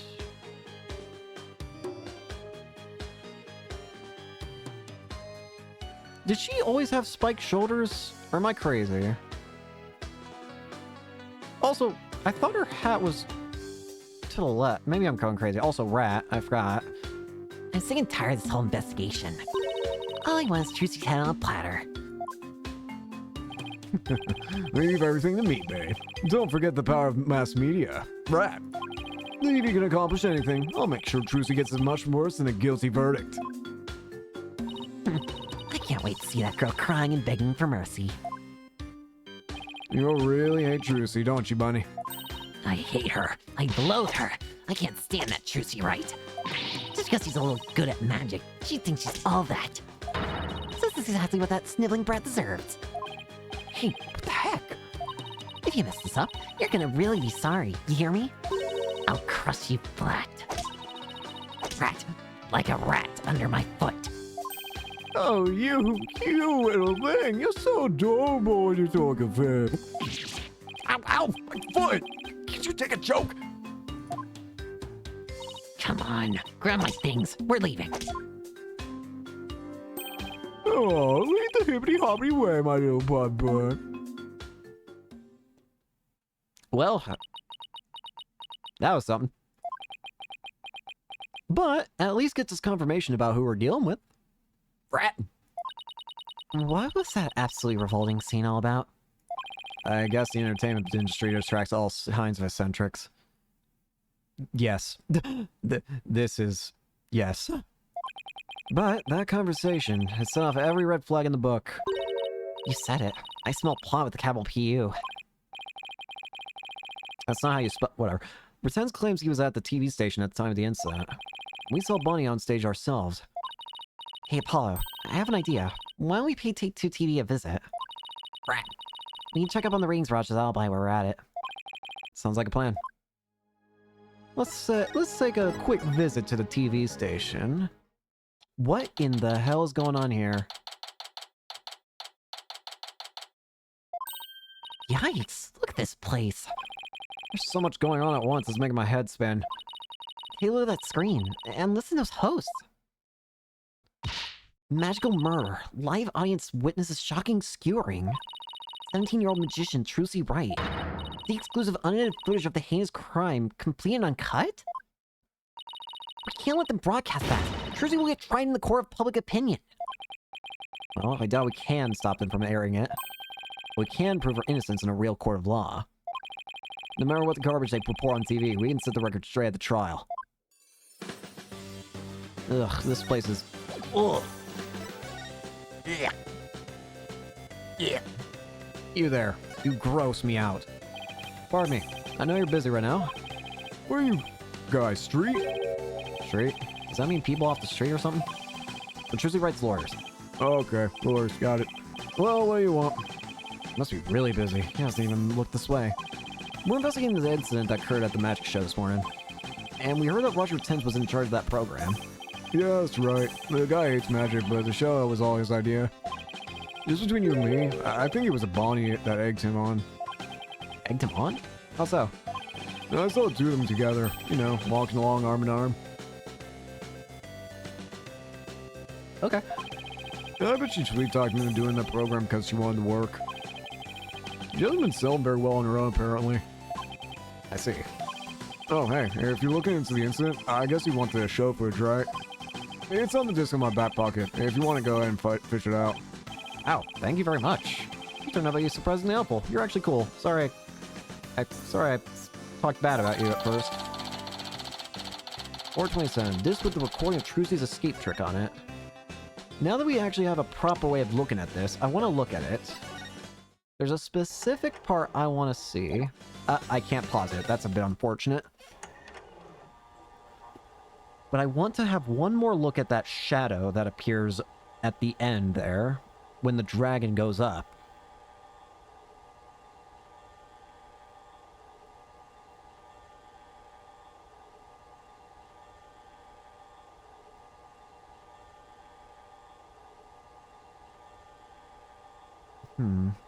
Where there was the shadow of Mr. Hat.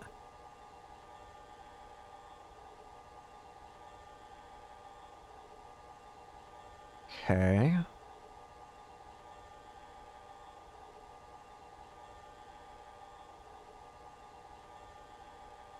And that's when the sword goes in there. Now, I'm going to be paying heavy attention to the middle of the background. Because I think that's where the shadow is. Yes, there. It definitely looks like a humanoid figure almost. But why? What is that shadow?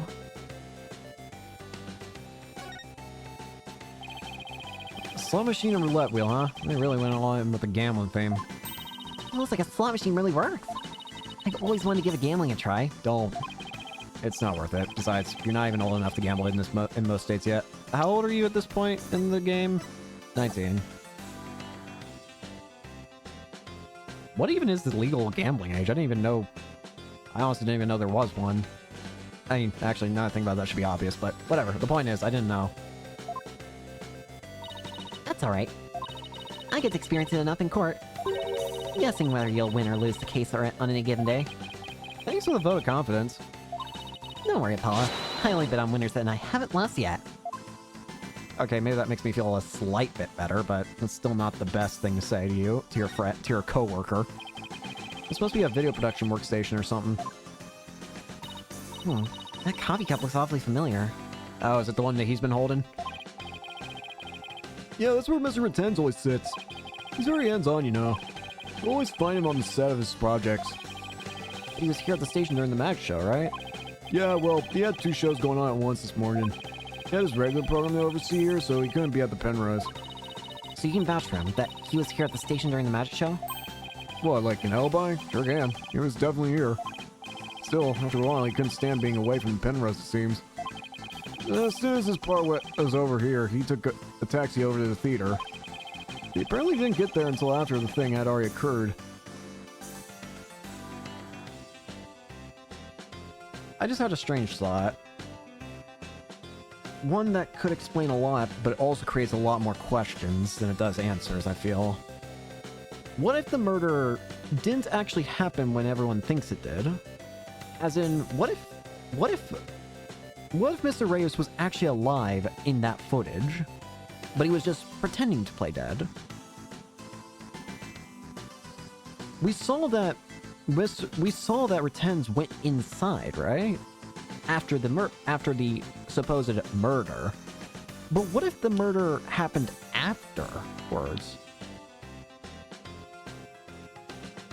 If that's the case, then that would mean Reyes was pretending to play dead. But why? I don't know. Maybe I'm going on some fantasy trip here, but sounds like he has a rock-solid alibi. If the murder occurred at a different time, then that removes his alibi completely. In fact, it makes him the only suspect.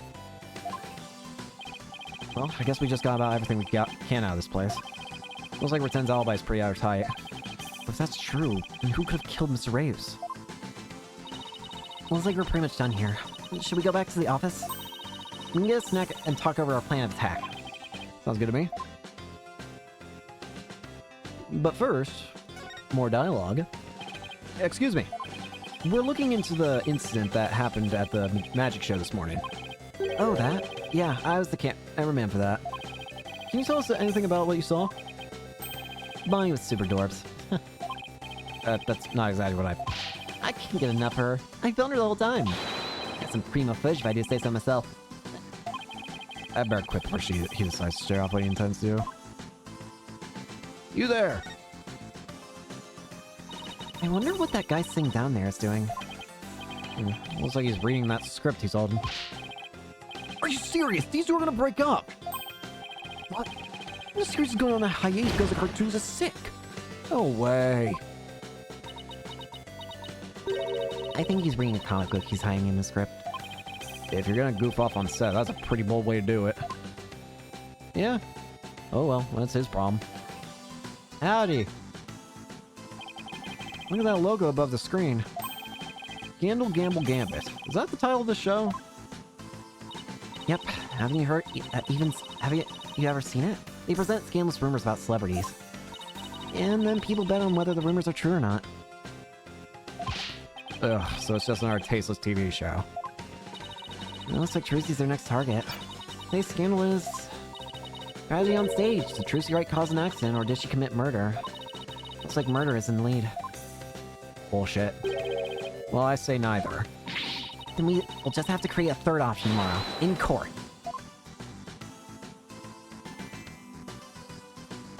I can't imagine this case is gonna take more than one day in court. We're getting so much evidence and stuff.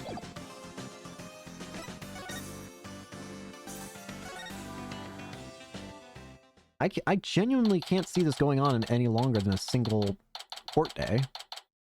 Right? Anything agency. What in the world? Oh, piss off. What's going on here? Place secrecy repossessed. Who did this? Who's responsible? Whoa, now, this is a restricted area, champ. No trespassing. Hey, asshole. Trespassing? This is our office! You're the one who's trespassing! Ugh, you're poor. You bore me. Enough with the lip, boy. Don't tell me you forgot about your debt. What are you talking about? I'm just abiding by the contracts. If the agency can't pay me, I have every right to seize its property. Am I right? Just like that? You haven't even had a chance to take this to trial. If you're gonna be mad, shouldn't you Trucy be the one you're mad at? I told you, it serves you right for getting involved with those grammaries. Are you dirty run?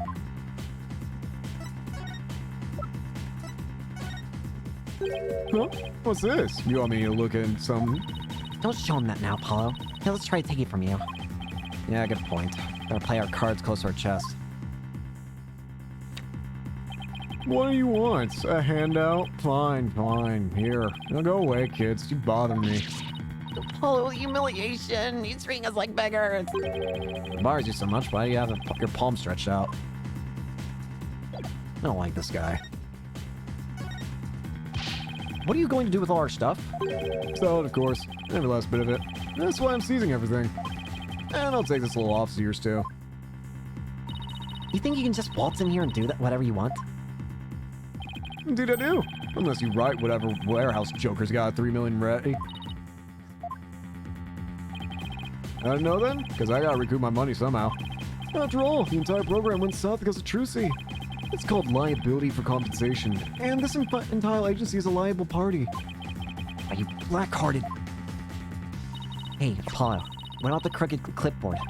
It's no good. We don't have any proof that Retenz was behind it. You're gonna have to do better than that, folks. Just like the famed Mr. Wright left behind nothing but incompetent noobs to run things. No way. He was counting on Mr. Wright to be away for this plan to... What a two-bit thug! We'll show him. There's the sugar. That expression. It's priceless. So, how does it feel to lose the precious office your boss left you in charge of? No, not to rub it in or anything, but I think you should know where you stand right now. Ah, man, what now? Here, have a gander. Huh? The trial of young, up-and-coming magician Trucy Wright is scheduled for tomorrow. We're here, just outside the office of the suspect, hoping for an exclusive peek inside. What? Is this live? Apollo, look! There's a sea of reporters outside! Oh, a questionable-looking pair are peeking out the window at this very moment. Our viewers at home can see for themselves their vicious, brutal expressions. Yellow journalism at its finest. Yeah, it disgusts me. And that's the way it is. The majority of the public already thinks Trucy's guilty. They saw the whole thing happen with their own eyes during the show's live broadcast. Everybody in the country is against you. Then I'll fight every single frickin' one of them. Way. No office, no allies. You sure you still want to represent that girl? Of course we do. We believe in her innocence. Go ahead. Think what you want. It's a free country. Just know that you'll be in the biggest losers in the end. In the meantime, feel free to keep on flopping around like the dying fish you are. Now then, you gotta be out of here by tomorrow. Take in this cozy little office tonight while you still can. Hang loose, baby. Bastard. I can't believe we let Mr. Wright's office get placed under seizure. All of them! That's just ridiculous! Look out. Bill Murr's here! Hey, if it's a fight you want, I'll take you on. Come on. Let's get out of here before we get killed too! Can't believe this is happening. We have to do something to protect ourselves, and fast. Huh? What the? Who's calling? It's Mr. Wright. Apollo, I got your messages. How is she? Is Trucy okay? She's not crying, is she? Does she have a lawyer? Mr. Wright, it's all giant mess. Trucy, in the office. Our office. Apollo? Okay. Better both take a deep breath. Wow, I see. And you're saying you have to be out by tomorrow. I'm so sorry, Mr. Wright. I wish there was something I could have done. It's quite the mess, isn't it? Even if I left right now, I wouldn't be there in time for the trial tomorrow. I'm sorry, Apollo, but I need you to handle this for me. Of course, we can handle the defense, but the office is too soon to give up on that. What do you mean? The contract only addresses Trucy's liability if she causes the show to be cancelled. So you just have to prove in court tomorrow that it wasn't Trucy's fault. Hey, you're right.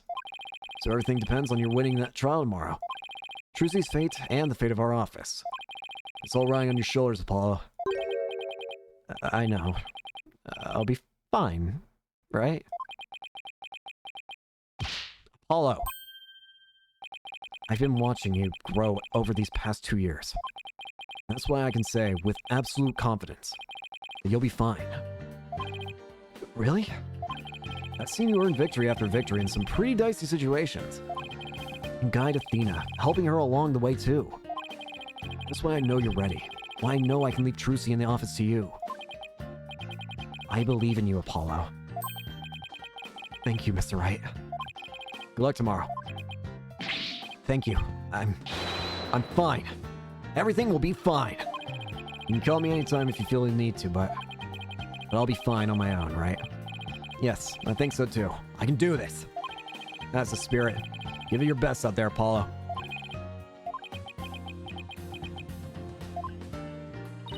What is it, Apollo? What are you smiling about? Who, me? It's nothing. Mr. Wright believes in me. I can't let him down. We have to win this trial, Athena. I couldn't agree more, and I'll do everything in my power to help. Nayuda Sadamati, our opponent tomorrow. Prosecutor Sadamati, huh? Why now of all times? Still, I don't care who it is. I can't afford to let my guard down for anyone.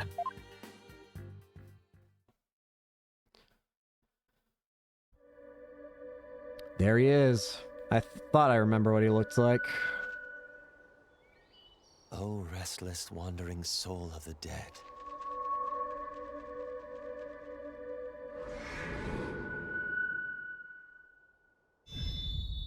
Prosecutor Sadmati. Oh. Sorry to disturb you, but I figured I should tell you. The lead attorney's been decided. It's Apollo Justice. Apollo Justice. To be continued. Indeed, I think I actually will end it here for today. It's definitely a bit shorter than what I usually do for streams, but I think I want to kind of do it for now.